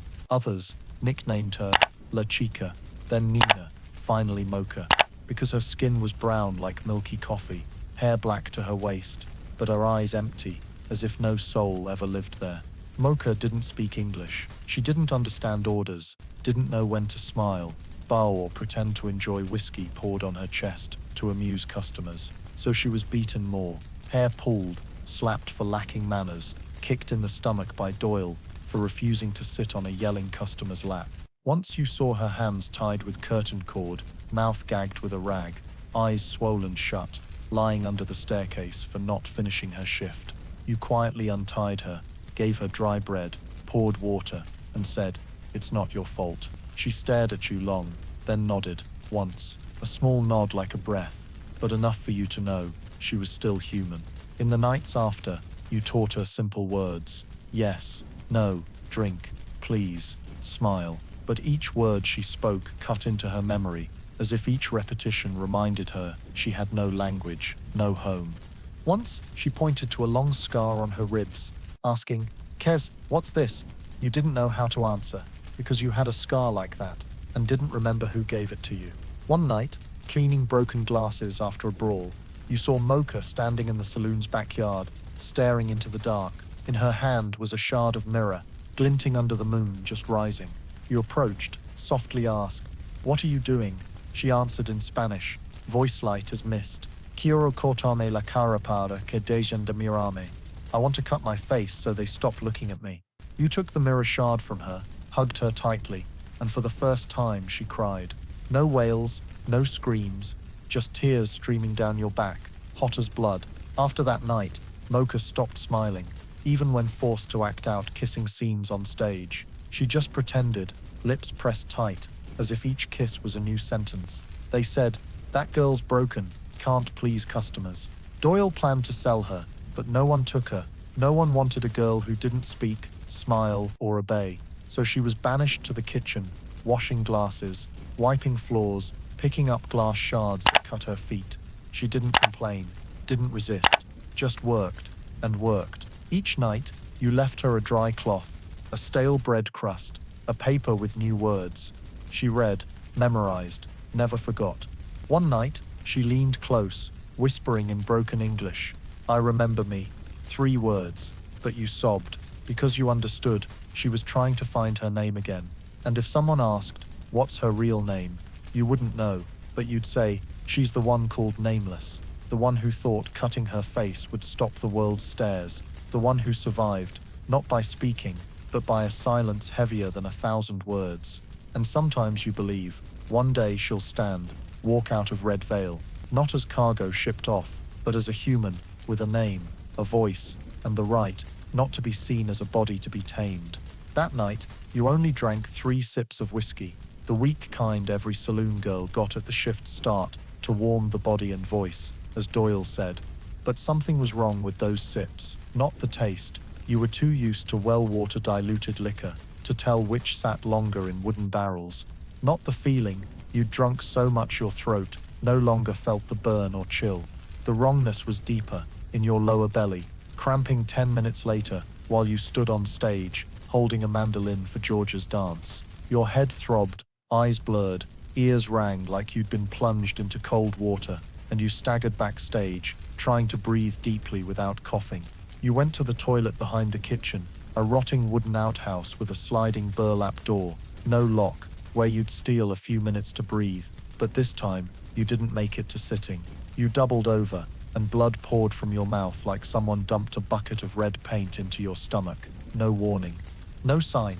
Just blood, warm, thick, with an iron tang so foul you vomited again from disgust at yourself. Your hands shook, legs buckled. You clung to the wooden wall, watching blood drip down the pit's edge, and you knew this wasn't normal whiskey. Something was mixed in. You remembered the bottle smaller than usual, no label, handed to you by the bartender. After a note from Doyle, "Give her this, she needs to relax." You sank to the floor, back against the wood, sweat soaking your temples despite the cold, the world spinning. No one passed by. No one asked, "You okay?" With the frenzied music outside, who could hear a girl vomiting blood amid laughter and clinking bottles.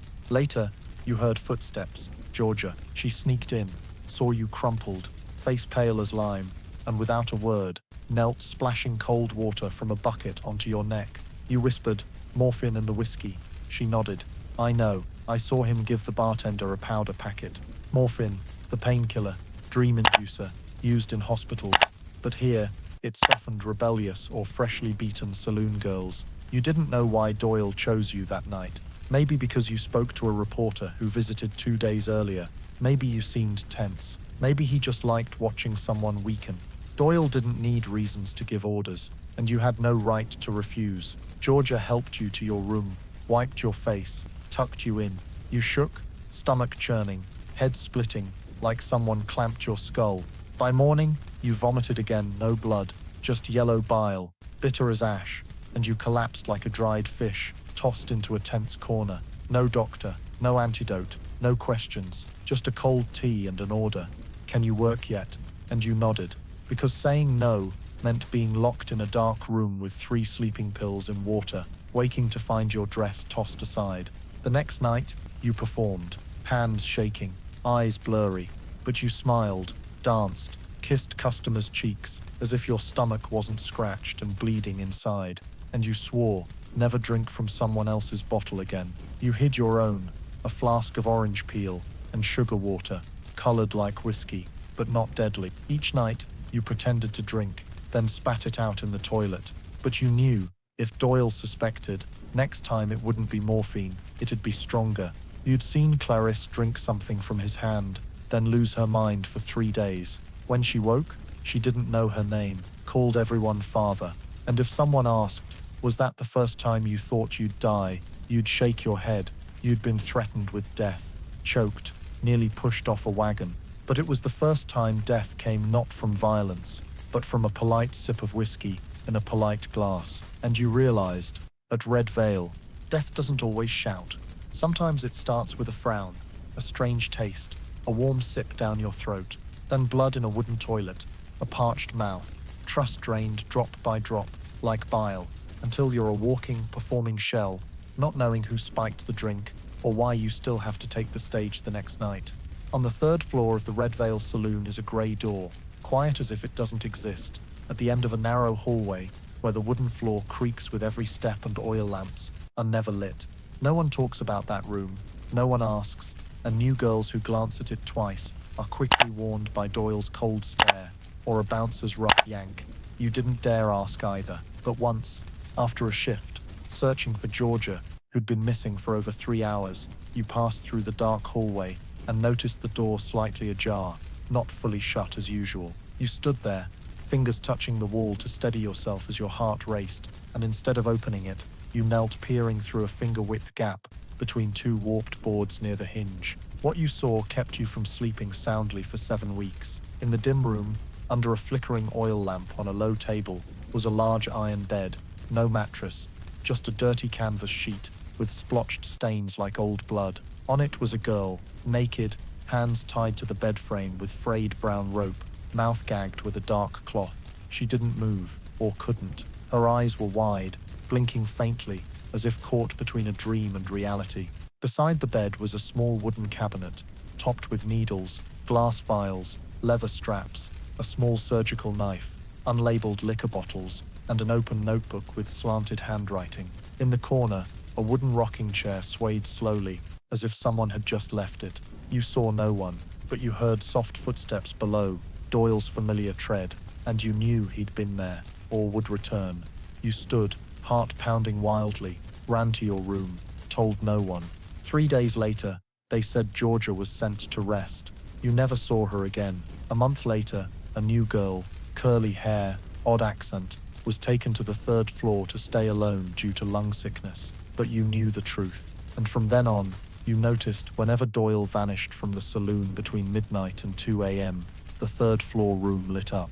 You also noticed girls rewarded as prettiest of the week disappeared one night, then returned with empty eyes, no blood, but always quiet. Once you tried the door handle, locked tight, cold, smelling of burnt teeth. Doyle never mentioned the 3rd floor, but you heard him tell the sheriff, "That place is for those who need reteaching." You didn't know what reteaching meant, but you knew it wasn't guidance, not discipline, but a ritual of erasure, where humans were stripped piece by piece, reduced to tools, flesh, or worse, evidence. One night, after drinking tainted whiskey, you dreamed you were tied in that room. Every footstep in the hallway made you brace for death, and each flicker of the lamp showed you on that dirty canvas, beside the surgical knife and endlessly rocking chair. You woke, back drenched in sweat, lips bitten bloody, hands clutching the bedsheet, as if breaking free from invisible chains, and you knew it was only a matter of time. One mistake, one wrong glance, one word too loud, and you'd be called to the 3rd floor. No one comes down the same. Some return after days, laughing through breakfast without stopping. Some come back, hands pale, shaking too much to hold a glass, then hang themselves a week later with corset lace, and some, like Georgia, never return. If someone asked, "What's the scariest thing at Red Vale?" you wouldn't say Doyle, the guns, or nights beaten unconscious. You'd whisper, the 3rd floor room, where mirrors don't reflect and screams don't escape. And if you could, you'd wish you'd never peered through that wooden gap, because from that moment, you carried an image that can't be washed away, a memory no one believes, a truth no one dares speak. And you understand at Red Vale, some doors aren't locked with bolts, but with fear, and fear is a stronger lock than any in the world. You walked into the saloon around the 2nd hour of the night, when the violin's tune was slowing, and liquor had seeped into every chair, every rug, every hoarse laugh from squinting drunken men. You were wiping the counter, back aching from standing 6 hours without rest, and only when the door opened did you notice something off. Not the hinges creak, not the whiskey stench from his dirty coat, but the figure beside him. A girl, not a new saloon girl, not a kid Doyle sometimes hired to wash glasses, a real child. maybe 12, 13, big round eyes, hair braided on both sides, faded cotton dress. She clung to her father's arm, head down, and you heard him say loudly, slurring, "See this place, where women make money. When you grow up, you'll earn like them." The saloon fell silent for a beat. Clarice stopped playing the piano. The bartender's pouring slowed. Doyle, at the room's end, his eyes flashed like a blade. But the man didn't stop. He pushed the girl toward the stage, shouting, "Look at her, folks. She'll be as pretty as her mom. My women know how to please men." A laugh from a nearby table, half-hearted, masking the unease rising in the air. You stepped closer, not to cause trouble, but because of how the girl trembled, the same tremble you felt 10 years ago, when first dragged from home. You spoke softly, "Sorry, sir, this isn't a place for kids." He turned, his whiskey breath, so strong you held yours. "Who says she's a kid? She's a woman almost of age. I brought her to learn the trade." You glanced at Doyle. He didn't move, just smirked and signaled with his eyes, "Don't interfere." You stepped back, palms sweaty. The girl looked at you, her eyes tearless, asking silently, "Will you save me?" And you had to turn away. You couldn't save her. You had no right. You were an actress, and the director of this play sat 6 steps away, ready to recast you any time. The father pulled his daughter to a table, ordered whiskey, then waved his hands, told stories, laughed with the men beside him, while the girl sat still as stone. An hour later, he was so drunk he collapsed on the table. Doyle approached, gave a thin smile, and told 2 bouncers, "Take him out back, keep the girl." You almost screamed, but you bit your lip, drawing blood. A scream here could cost your job, your room, your bones. A bouncer hoisted the father like a sack, dragged him out. The girl was held back. She didn't fight, just looked at you again, this time asking nothing, just a look that drained your spine. Doyle said, "Take her to the 2nd floor." Empty room. You silently begged, no words, and no echoed in your head, like a gunshot, but you stood still. You passed the staircase, hearing her tiny footsteps clatter up. Each step stomped on your heart. You knew what would happen.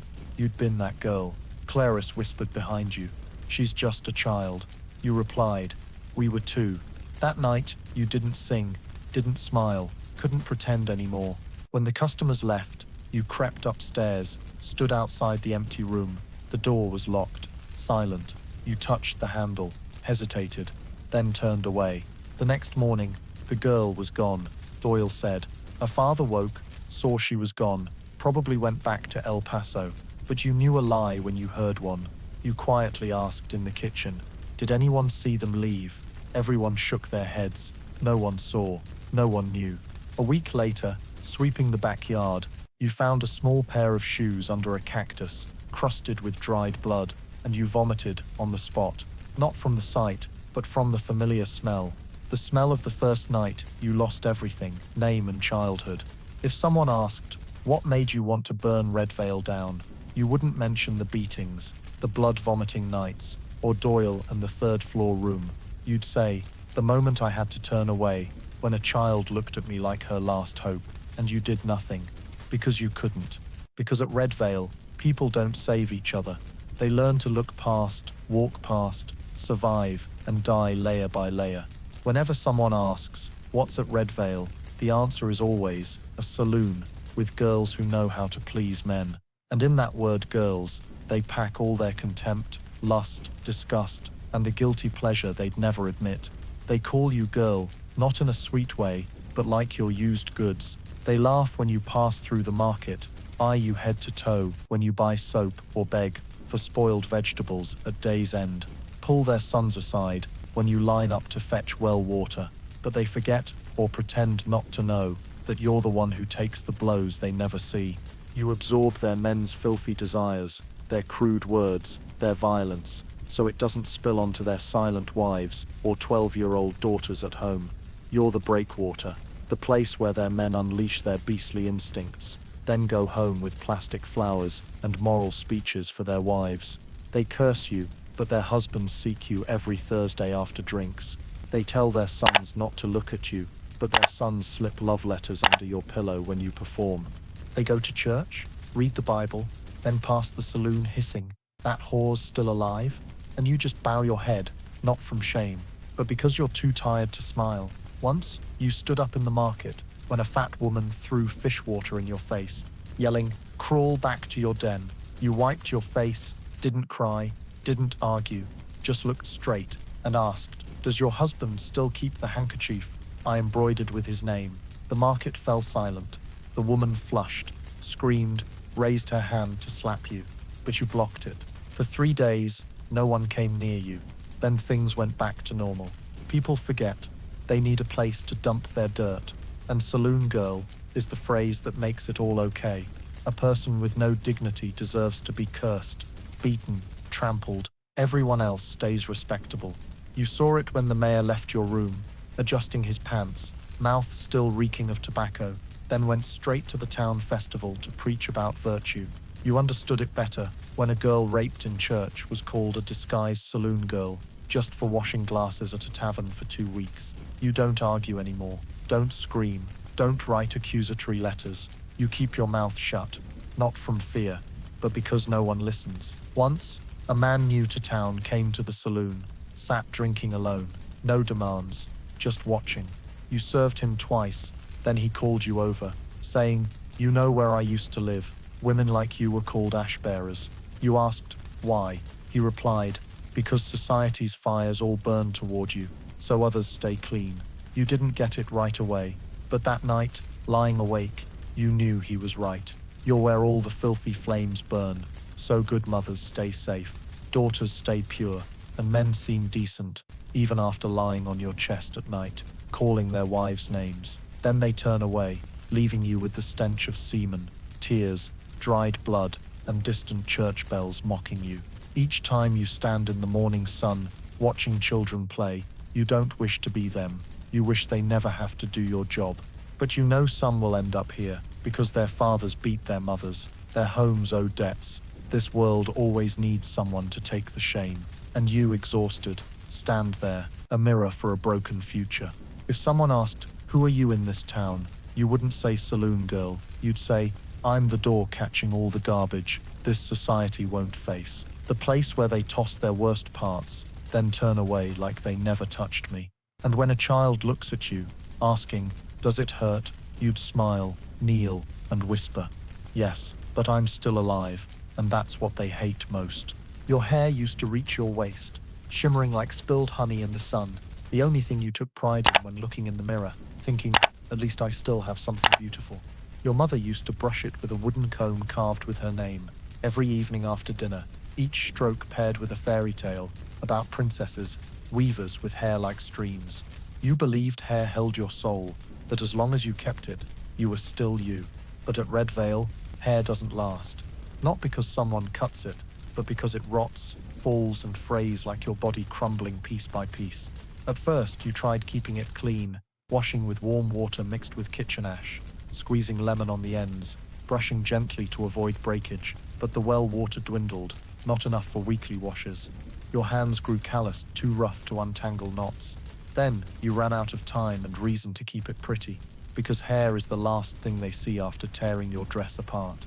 Your hair turned oily, clumping into stiff strands like burnt grass. The saloon's air, whiskey fumes, tobacco smoke, customer sweat, dried blood from a torn earring, blended into a stench, so distinct you never dared near a flame. Each night, back in your room, you removed pins, hair falling like ropes tying the day, and with an old half-broken plastic comb, you brushed from root to tip, almost every night, losing 5 or 6 strands. Some nights, whole patches came out like a sick dog's fur, lying in your hand as you exhaled, like losing a piece of your insides. One night, you dreamed you stepped onto the saloon stage, naked, hair long as before, draping your back, hiding everything, everyone staring like you were a saint. Then you woke, scalp itching, scratching, until blood oozed from cracked skin, another clump falling like dry straw. You tried rubbing pig fat into the roots. Georgia said, "That's what Mexicans do." It only made it itch worse. You begged a customer, a former pharmacist, for peppermint oil. He laughed, "Trade it for a kiss." You did, but the oil he gave was diluted, burning your scalp. That night, you washed with cold water, holding your breath as the sting spread from neck to forehead. then looked in the mirror, seeing yourself 10 years older. The last time your hair looked truly beautiful was at 16, the day you left home, tied with a green silk ribbon, boarding a wagon thinking, I'll do something great. Oh, that ribbon's long gone, and your hair's tied with an old rubber band from the tip tray, sometimes just thick thread from a torn dress hem. You hide it under scarves, hats, layers of makeup no one believes is real. They only see you from the neck down. Nobody cares if your head holds hair or smoke. Once, a drunk customer yanked your hair, laughing, "This ponytail reminds me of the horse I detailed last week." You didn't react. But that night, you cut off 3 inches, not from anger, but to not be compared to livestock. Your hair was once your symbol. Now it makes you feel dirty. If someone asked, would you want your old hair back? You'd nod. Not just for beauty, but for the feeling of brushing without fear, the moment of touching your head without finding sand, oil, or blood, the memory of your mother asking, how do you want your braids today? And you answering, long, like a princess. Now, in the mirror, you avoid looking at your crown. What was a stream is now a desert. And you know, even if you escape Red Veil, no matter how many baths, how many washes, that smell, that breakage, the way your hair no longer grows evenly, will follow you forever. And that's what they never write in history books about Western girls. Sometimes what they lose isn't virginity, but hair strand by strand, lock by lock, like roots of a soul choked to breaking. You're 23. At Red Veil, that's past your expiration date. No one says it, no one writes it on a board, but you see it every night in the eyes of regular customers, glancing at you, then turning to the new 18-year-old, skin still smooth, eyes still bright, shoulders not yet hunched from labor. You see it when the bartender pours your drink slower, as if wondering whether to waste another glass on an old girl. You see it clearest in Doyle's eyes, when he says, let Clarice take the early shift, serve the old men's table. You stay at the counter, clean glasses. To the counter means off the stage, out of the customer choice book. You were once in demand. At 19, legs uncracked, smile real, lips not yet darkened by cheap whiskey. You sat beside the mayor, got gold coins for smiling at the right moment. But now, you're the name not called first. The glance that passes without stopping. The girl once called Lilly sweet as cherry wine, now that one, at the counter. You hear whispers behind you. She's just background now. Was hot once, now, okay.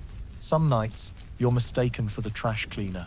One night, a young guy, new from Tucson, called you ma'am when asking for the staircase room. You didn't reply, just turned away, heart twisting, not from hurt, but because it was true. At Red Veil, 23 isn't old, but it's too old for respect, too familiar for allure, too used for curiosity. You can't fake innocence anymore. Don't have enough innocence to fake. You know where blood stains a dress, which customers fake drunkenness, which are truly drunk. When Doyle checks his watch, the night's short on cash. When Clarice bows to scrub the floor, she's crying silently. And all that, instead of making you more valuable, makes you used goods. You heard Georgia whisper, they're scared we know too much. Knowing too much means we're not easy to control. True, but knowing too much also makes you a witness. And here no one wants someone who remembers too much. You start seeing time slip quietly, like sand in a glass vial on an altar, unseen but each grain falls. Your skin dries, eyes darken. Each smile strains to hide crow's feet. You wear thicker red lipstick to cover lip cracks. You pull your neckline lower because your chest isn't full anymore. And you look at the new girls, like seeing yourself at 17. Except now you don't envy them, you pity them, because you know they're headed where you stand, and there's no other path. One evening, you heard Doyle tell the manager that Lilly, good for a few more months, then see if she's got kind to send her to. You understood, your time's on a countdown, not by years, by weeks, maybe nights. You once thought you'd leave Red Veil to applause, with someone waiting at the town gate, holding a train ticket, eyes bright as sunlight. Now you know, most of you leave through the back door, in the rain, empty-handed, hair tangled, name scratched from the ledger, like ash flicked from a tray. And if someone asked, what's it like being 23? You wouldn't say tired or regretful. You'd say, it's when you're still alive, still beautiful in your own way, but everyone's decided you're no longer worth looking at. And you keep performing, though no one watches, because at Red Vale, the end doesn't come with a bell. It comes with Doyle's nod, and the door closing behind you for good. Sheriff Whit Garner once promised to marry you that spring, when you were a 19-year-old who hadn't yet learned the cost of a smile under oil lamps, hadn't calloused your hands pouring drinks, hadn't realized men's promises in this town never bear fruit. He used to come to the saloon not as a customer, but as the most courteous man you'd met, tipping his hat to greet you, standing when you passed, quietly handing you a handkerchief when you coughed from smoke. On slow nights, he sat in the bar's dim corner, watching you dance without a word. Then at night's end, he'd stand, take your hand, and whisper, "One day, I'll get you out of here." You believed him. Believed enough to turn down a rich stable owner from the next county, to sew a white dress hidden in a trunk, to write your sister, "This summer, I'll come home." But that summer never came. Only Whit, in an April afternoon, came and whispered, "I'm sorry, I can't. This town needs me, and you know I'm the sheriff." Then he didn't return for 3 months. When he did, he wasn't the man who looked at you like a lover, but a town official seeing you as old saloon furniture. He stopped greeting you, stopped tipping his hat, stopped calling you Lilly, just that girl. When Doyle made a jab about an old girl who dreamed of being a lady, he laughed, a real laugh, the laugh of someone knowing you had no chance to speak. You tried talking once. One night, after serving him bourbon, you softly asked, "You doing okay?" He looked at you like you'd barked. Girls care about politics now, then turned away, laughing with the men patting his back like a show horse. Your heart didn't break. Then, it broke slowly, each time he passed by, each time he ignored you, being grabbed by a customer, each time he nodded to Doyle like they shared a dirty piece of power. You realized love was just a fleeting form of control, and when it lost value, you were treated like a lame dog, alive, but not worth keeping close. Once, you saw him look at you as you knelt scrubbing the floor, hands shaking from a fresh slap, lips swollen from biting your tongue. That look wasn't pity, not regret, but avoidance, like you were a debt he wouldn't pay, a stain he lacked the courage to claim. That night, you opened your trunk, took out the white dress, the one you dreamed of wearing at your wedding, now yellowed, musty, stained with old lipstick. You slept holding it, like the corpse of another life, one that never came. Clarice once said, "Whit, he really promised to marry you?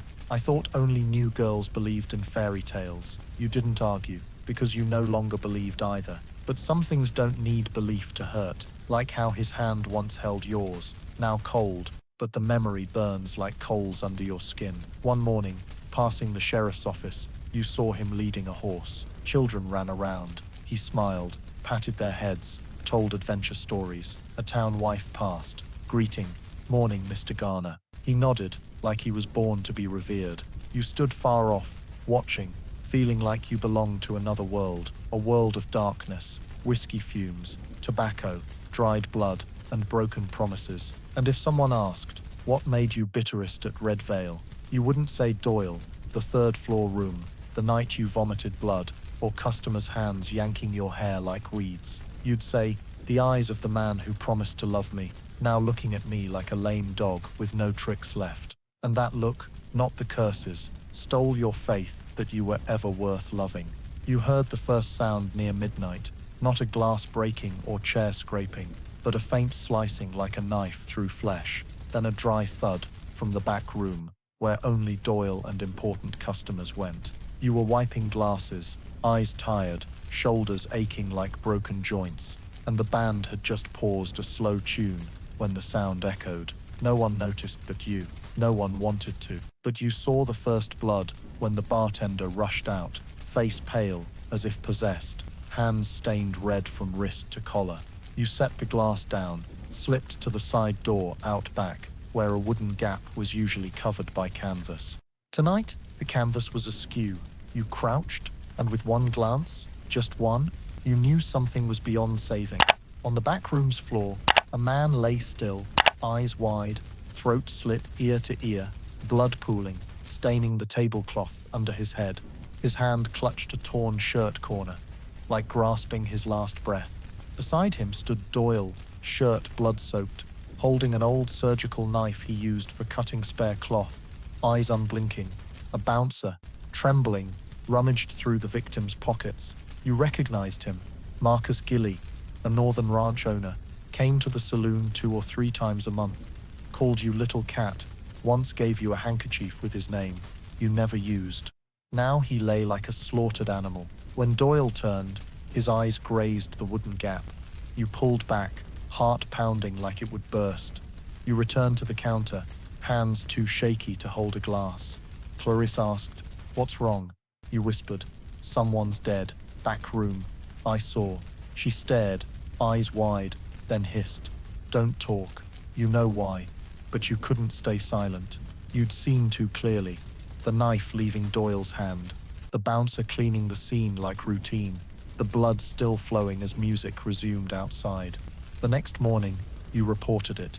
You went to the sheriff's office, stood before Whit Garner, voice hoarse. "I saw Doyle kill someone." He looked up, pen pausing. For a second his eyes flickered. Then he leaned back, arms crossed, asked who? "Marcus Gilly." "Anyone else see?" "No, but I was at the door gap. I saw." He went silent, then laughed, softly but sharp as a knife to the bone. "Lilly," he said, "you're a saloon girl. You think your word outweighs the saloon owner and 3 other witnesses." You froze. "I'm telling the truth. I'm not saying you're lying. I'm saying no one will believe you." You stepped back. "He killed someone. I know Marcus. Could have been a heart attack. Could have tripped. Could be anything. Blood was everywhere. Got a picture." You turned away. Rage rose like floodwater. You didn't cry. But back in your room, you vomited. From anger, disgust, knowing you'd stepped deeper into a mire, with no way back. That night, Doyle stared at you long, slow. Heard you went to the sheriff. You didn't answer. He smiled. "Lucky you're a girl. If you were normal, you'd be locked up by now." You knew it wasn't a threat. It was a reminder. A declaration that you're someone no one trusts, protects or remembers. A witness deemed scum. A mouth knowing too much. An eye that didn't close in time. That night, you didn't sleep. You heard water in the sink, imagining Marcus's blood, still wet, flowing in streams, soaking into wood, dirt, the saloon's foundation. And you knew that murder would be buried. No report. No funeral. No questions. And if you spoke again, you'd be next. If someone asked, "What's the worst part?" you wouldn't say the body, the blood, Marcus's dead eyes.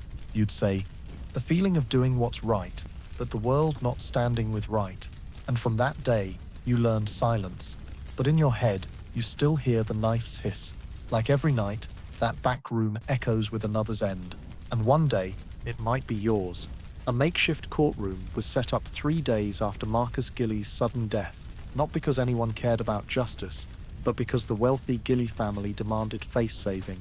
They pushed the town for a formal inquiry, and to calm the public, Whit Garner, the man who promised to marry you, called a hearing, not in a real courthouse, but in the old stable warehouse, smelling of hay, horse piss, and manure, with dim light leaking through roof holes and a makeshift wooden table for judgment. You were called as a witness. Clarisse begged you not to go. Doyle said nothing, just looked at you with a half smile, half challenge, like saying, "You won't get anywhere." But you went, because something in you wasn't dead yet. Something forced you to stand, to tell the truth, though you knew the outcome. And you stood in that musty room, hands clenched, voice hoarse but clear, recounting every detail, the sound you heard, Doyle's glance, the blood, the knife, the cut. You told it all, leaving nothing out. When you finished, no one clapped, no one nodded, just laughter, soft at first, from one man, then rippling through the room. A fat man stood, saying, "A saloon girl testifying." Another cut in, "She's dreaming. She's used to lying, can't tell what's real." The room laughed. An older woman in white lace snapped her fan against her knee, mocking, "Bet she's mad at Doyle for not picking her for the stage anymore." You stood still, face burning. heart aching like veins pulled from your ribs. Whit Garner cleared his throat, tapped the table. All right, let her finish. But he didn't defend you, didn't object to the laughter. He let it pass, then looked at his papers, asking, anyone see what you saw? No. Anyone see the blood you mentioned? Probably cleaned up. Got proof? I have eyes. I saw. You also said you loved me. Remember? He asked. Eyes elsewhere. You choked. He looked up. You think this town will believe you, or the saloon owner, feeding half its families? You didn't answer, because you had no choice to make. No one here chose you. They chose silence, safety, money. Doyle was called next. He walked in, white shirt, hair neat, smiling perfectly, saying, I'm sorry about Marcus, truly, but that night he was drunk, said he'd climbed the table, slipped. I even tried to catch him. The bouncers were there. Lilly here, must have been shaken, imagined things. People nodded. He turned to you, softly. I get it. You liked Marcus. You're shocked. But don't let pain make you accuse others. You almost screamed. But then you saw their eyes. Eyes that didn't need to hear more. Eyes that had chosen. And you knew there's no justice here. Just a play, and you, a true witness, were a minor actor. No lines, no role. The trial ended fast as a tea party. No verdict, no further inquiry. Just a tragic accident. People left, wiped their hands, went home to cornbread and honey tea, like they'd attended a summer fair. And you stood there, on hard dirt, feeling small as a child, screaming in an empty room. If someone asked, do you regret speaking? You'd say, no, I only regret no one listened. And that was when you understood clearest at Red Vale. They don't bury people with dirt, but with silence. And your testimony, though true, was just a breath in a storm of mockery. You escaped on a night when no one was watching, after a storm had passed, leaving a sky streaked with a thin crescent moon, like a child's fingernail, and the smell of wet earth mixed with burnt grass flooding the Red Vale's backyard. You took nothing, no money, no comb, no letters, just a crumpled dress, stained with spilled whiskey, and stiff with old patches, slung over your shoulder like a desperate wanderer's cloak. Barefoot, your calloused soles, hardened by broken wood and glass shards, pressed into cold earth like touching a memory, each step a silent farewell. You didn't say goodbye to Clarisse, didn't hug Georgia, didn't tell anyone to take care, because you knew one word, and you'd lack the courage to leave. You didn't know where you were going, only that you couldn't stay, couldn't wake up in that smoke-filled room with stifled sobs every night, couldn't stand behind the counter while Doyle smiled as if the sham trial never happened, couldn't see Whit Garner ride by, tipping his hat to others, but turning away when you appeared, couldn't hear new customers laugh, asking what's that girl's name, looks worn out, so you stepped into the night, alone, like a cursed soul, leaving a burning village. No one chased, but no one held you back. You crossed the western field, tall grass, scraping your thighs bloody, rocks bruising your heels, making you stumble, but you didn't stop. Sometimes you crawled, sometimes on hands and knees when your legs bled, sometimes you fell face first into dirt, smelling sand, dead ants, and shredded hope. But you kept going, because behind you wasn't the saloon, it was hell. At times you imagined footsteps chasing, at times the wind hissed like Doyle, calling your name in a dream. At times you paused, tempted to turn back, but closing your eyes, you saw the back room, with Marcus's blood still wet, Clarisse's eyes at the trial, the girl's shoes under the cactus. And you walked on. Near dawn, you reached a crossroads. No sign, no light, just a small path north, where they said an abandoned church and bottomless well stood. You chose that road, not from faith, but because you had nothing left to lose. You rested under a tree, shivering, teeth chattering like bells. Hunger gnawed until you chewed dry leaves to have something in your mouth. You, once tipped gold coins for dancing in rhythm, now chewed leaves like a wild deer, but you didn't cry. Your tears were gone. Then you fell asleep, head against roots, feet bruised, hair tangled, dress wet with dew, and your dream wasn't of Whit, your mother, or Red Vale. It was of a place where no one knew your name. No one called you girl. No one saw you as a mocked witness or expired goods. Just you, not needing to smile, nod, or endure. When you woke, the sky was pale. Birds flew past. a soft breeze. You stood, not knowing where you'd go next, but you knew you hadn't died. And that, for now, was your greatest victory. If someone asked, "What's your plan?" you'd say, "None." If they asked, "How will you live?" you'd reply, "One step at a time." But if they asked, "Why did you run?" you'd look them in the eye and answer, "Because at Red Vale, I died every night. Now I want to see if I'm still alive." And you'd walk on, though blood seeped from your heels, though your dress clung with mud, though no one waited at the road's end, because you weren't seeking a way back, you were seeking a way out. The fever started on the third day after your escape, when your throat burned like sandpaper and your body sweated cold despite the dry desert air.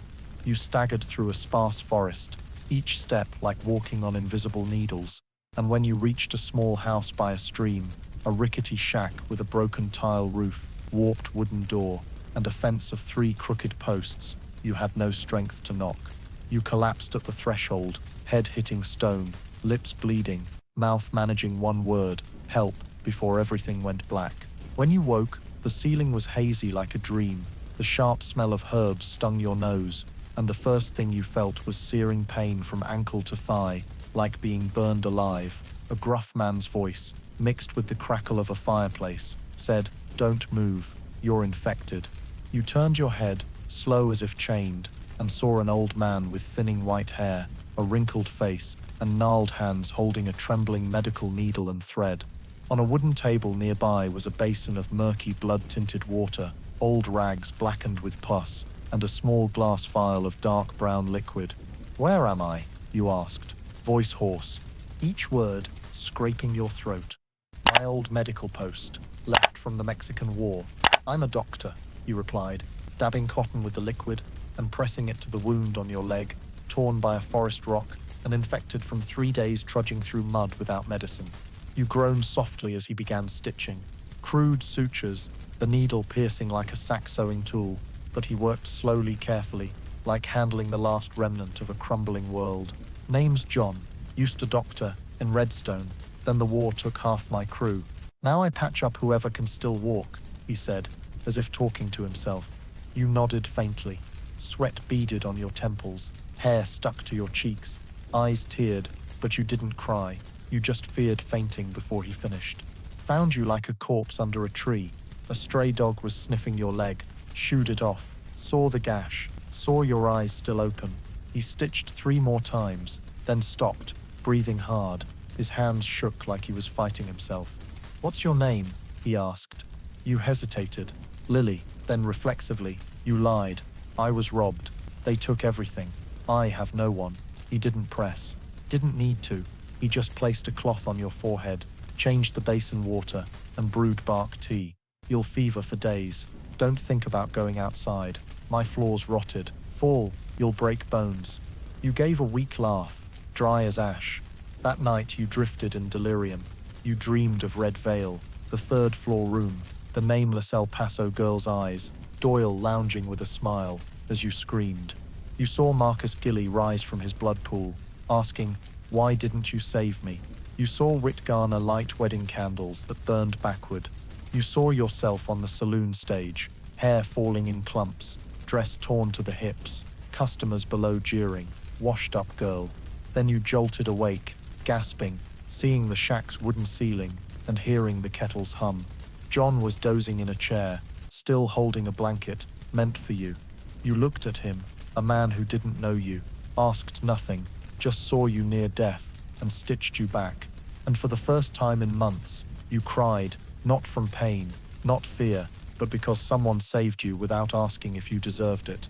If someone asked, who first believed you weren't a saloon girl, you wouldn't name any man from Red Vale. You'd say, an old doctor who forgot his own age, but remembered to stitch wounds gently, because pain, sometimes, isn't just in the flesh. And you'd never forget that first stitch, though crooked, was the first needle to mend the humanity Red Vale tried to tear apart. You survived, though. The fever lasted nearly 7 days, racking you between delirium and memories twisting like snakes chasing tails in your mind. Sometimes you called for your mother, sometimes you screamed, thinking you were dragged back to Red Vale. Sometimes you whispered jumbled prayers you didn't believe, but you lived. your body withered, ribs stark, skin waxy, hair like straw. But on the 8th morning, you opened your eyes, sunlight pierced the leaves, hitting your face, and for the first time, you didn't shudder at the wind. John was still there, in the shack's corner, eyes half closed, peeling a roasted potato, as if used to tending a nameless, stateless, futureless stranger. You whispered, "I'm still alive." He didn't look up, just nodded. "Yeah, but don't get cocky, living's the easy part. Living for what's hard." You smiled, then realized you were no longer Lilly. That name, when spoken, now rang like a broken bell. Here, in the sparse forest, no one called you. No one waited for your shift.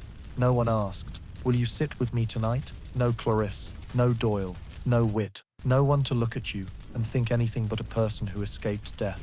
And strangely, that made you feel light. You weren't anyone, meaning you could be anyone. The next day, the doctor asked, "What name do I put in my medicine log?" You hesitated, then said, "Mary," a simple name, free of lipstick's scent, unburdened by memories of red dresses or forced smiles under knives. Mary, a false start, but yours. From then on, he called you Mary. When bandaging your leg, "Careful, Mary, new stitches aren't set." When handing bread, "Eat slow, Mary, your stomach's not ready." When you stacked firewood, "Good job, Mary, you're stronger now." Each time you remembered being Lilly, lips painted red until they bled when bitten, dancing amid cheers under smoky lamps, but that name no longer hung in the air. No one knew, no one called, no one remembered. One morning, you walked to the stream, saw your reflection in the water, and for the first time, you didn't recognize the face. Not because you looked different, but because the voice inside, the one that believed life could be fixed by love, was gone. If you returned to Red Vale, no one would believe you'd been there, because a saloon girl, once gone, is replaced like a broken glass or torn rag. No one asks, "Where's Lilly?" No one recalls your walk, your laugh, or the times you danced off beat with aching feet, but no rest. No one searches. You died in their memory, long before you left, and that hurt, but it was also your first freedom. No one sneered your name. No one knew you were forced to witness. No one mocked your words as a fallen girl's delusion. You lived as a ghost stepping from fire, but you lived truly, ate truly, breathed truly, and each day you began remembering what you'd forgotten: how to bundle herbs, start a smokeless fire, touch something without fear of it being snatched. Dr. John asked no more. He taught you small things, not as a father, not a teacher, but as someone giving you silence to regrow roots. One day, he said, "You know, Mary, surviving's never simple. It's a long chain of days with no applause." You nodded. You understood. If someone asked, "What's the hardest part of living again?" you'd say, "Knowing you were once a person, but now no one remembers you existed." And in that forgetting, you began anew, not from hope, but because you had nothing left to lose, and that was enough to start living. You were folding coarse cloth to mend an old coat Dr. John gave you when a stranger appeared at the trail's head, riding a gaunt horse, face haggard from sun, holding a worn, wide-brimmed hat. He said he got lost hunting rabbits and asked for stream water. You nodded, pointed silently. As he drank, he asked casually, "You lived here long?" You just smiled, didn't answer. He eyed your dress, sewn by the doctor from corn sacks, then met your eyes, a look not too prying but sharp enough to stir sleeping wounds. "What'd you do before coming here?" he asked, voice light but not quite curious. You looked up, gave a faint smile, no trace of the hesitation or deceit you used in the saloon when customers asked, "What's your real name?" You only said, "I worked with people." He didn't press, just nodded, like he understood something Westerners don't say aloud, but that question, simple, fleeting like dust, made you think all afternoon. What was your job? You were a saloon girl, but what did that mean? Dancing, smiling, serving drinks, letting people touch you like you were part of the feast, or a bit player in small tragedies the whole town enabled, but never named. Your job was surviving, keeping your humanity while it was stripped away, from your voice to your name. You sang when your heart wanted to scream, danced when your feet bled, smiled when you wanted to stab someone. But who calls that a job? Who pays for burying emotions, hiding fear, or swallowing protests like pebbles to keep from shouting? No, your job wasn't in the town's tax ledger. not recognized by the church. No breaks, no holidays, no pension, just sneering looks, whispers behind you, and nights you closed your eyes to endure silently. You lived under oil lamps, and the jeers of men who thought money bought everything, even your pain. You bore their drunkenness, their anger at homebound wives, their warped desires they wouldn't enact elsewhere. You held the town's resentments, then got kicked out like a thief. So, if a job defines a person, what were you? A mirror for a community's hypocrisy, a dog fed to take abuse, then discarded, or a curtain hiding the cracks of a society everyone kept clean by dirtying someone else. You glanced at the man tightening his saddle. He asked no more, but you knew if he truly wanted to hear, you could tell him about your first red dress, the first time you were called toy, the El Paso girl who didn't speak English and vanished to the third floor, the letter you wrote and burned for fear someone would read your real name. But you didn't tell because you no longer needed anyone to believe. You just gave that faint smile of someone who'd been everything others refused to see in their mirror. When he mounted and said, "I wish you peace, Miss Mary," you nodded. You weren't Mary, but no longer Lilly. You were someone who didn't need to declare a profession, because now you served no one, paid no price for the past, weren't the ugly part in others' eyes. You were you, and sometimes that alone was the hardest job of all. Now, you bake at a small shop on the edge of a remote town called Silver Bluff, where people come for cornbread, fragrant with burnt butter and black coffee in cracked ceramic mugs, where barefoot kids run in each morning for leftover crumbs, where folks greet with nods and bowls of stewed meat, rather than nosy questions. You wake at 4:30, when fog's still white as smoke, wash your hands in freezing water till they're purple, then knead dough, a daily, simple, rhythmic task. No shouts, no oil lamps, no whiskey stench in your clothes. Each time you shape dough, you recall fingers trembling while counting tips, calloused from gripping glasses yanked away, bloodied from slapping back drunk customers, then acting like nothing happened. Now, your fingers touch dry flour, mix with egg yolks and stale milk, unafraid of an opening door or footsteps behind you. The shop belongs to a widowed old woman named Ruth, who didn't ask where you came from, only can you cut butter. You nodded. That was enough. No references, no guarantors, no background checks. Ruth just said, "Do well, you stay. If not, I won't mind." You stayed, first for 3 trial days, then 3 weeks, now nearly 5 months. No one calls you girl. No one judges if you're usable or past due. Customers call you Mary, the cornbread girl, sometimes the kitchen fairy. You don't smile much, but when you do, it's real. The first time in your life not traded for anything. When Ruth asked, "What'd you do before?" you said worked with people. She didn't pry, just said, "Work with dough now.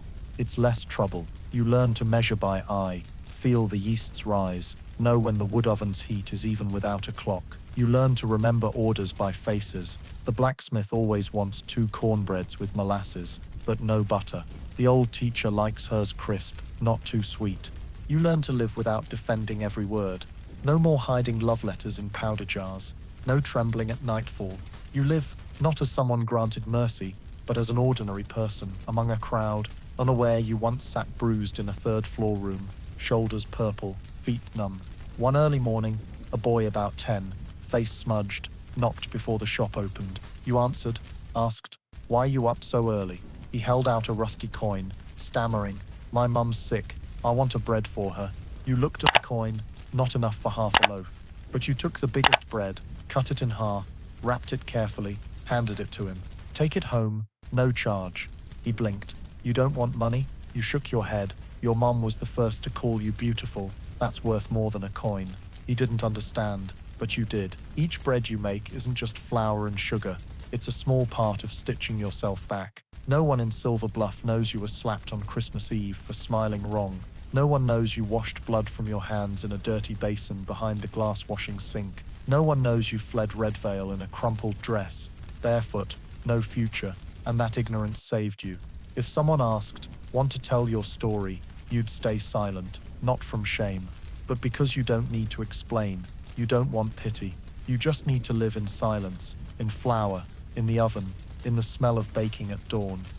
Because now, when the shop's bell rings and you look up, hands dusted with flour, mouth faintly salty with yeast, You know, you're far from the place that called you girl, and now, no one needs to know who you were to call you by a name, with all the normalcy you once traded blood for. And if someone truly asked, not with a stranger's cheap curiosity to rip open your past, not with a man's probing who thinks he's entitled to every corner of your body, but someone patient enough to sit, pour cold tea, and ask softly, who were you? Then maybe for the first time, you'd look at them and answer honestly, I was a saloon girl. No faint smile, no pleading eyes, just a statement, like saying I lived through a sandstorm, I swam through a flood, or I walked through a winter barefoot, because you know, that term isn't a stain, it's a stitch, a place once torn, now new skin, a chapter where every bruise, slap, mockery, or dismissal became a thread to the woman you are today. Saloon girl,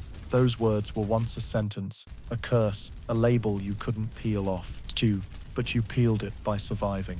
No one taught you to live after being discarded like expired goods. No one showed you how to clean your heart after misplaced trust, wrong love, or nearly dying for speaking truth. You learned step by step how to walk on aching feet, stay silent without choking, remember without screaming. Now, each morning you open the oven, hands floured, hair tied back, lips unpainted. You don't think, what did I lose? You think, what did I keep? You kept your straight back, the ability to smell baking bread without thinking of tobacco or blood, the ability to sleep without dreaming of the third floor door, the gentleness in your voice when teaching a child to stir dough, though no one taught you anything but endurance. And that's the greatest victory, you survived, not by forgetting, but by overcoming. No one knows you were Lilly. No one calls that name, but sometimes, crossing the shop at sunset, golden light on your hair, breeze through your sleeves, you feel someone in you, a girl who stood behind a saloon counter, smiling with wet eyes, heart torn like a rag, placing a hand on your shoulder, not to hold you back, but to congratulate you, that you lived, that you didn't let them define you, that though the world erased your name from records, memories, testimonies, one person remembers you, and that's enough. If you ever leave Silver Bluff, if someone asks what to put on your residency papers, you'd say, Mary, and if they look again, asking softly, your past profession, you'd smile, lightly but clearly, was a saloon girl, and still surviving.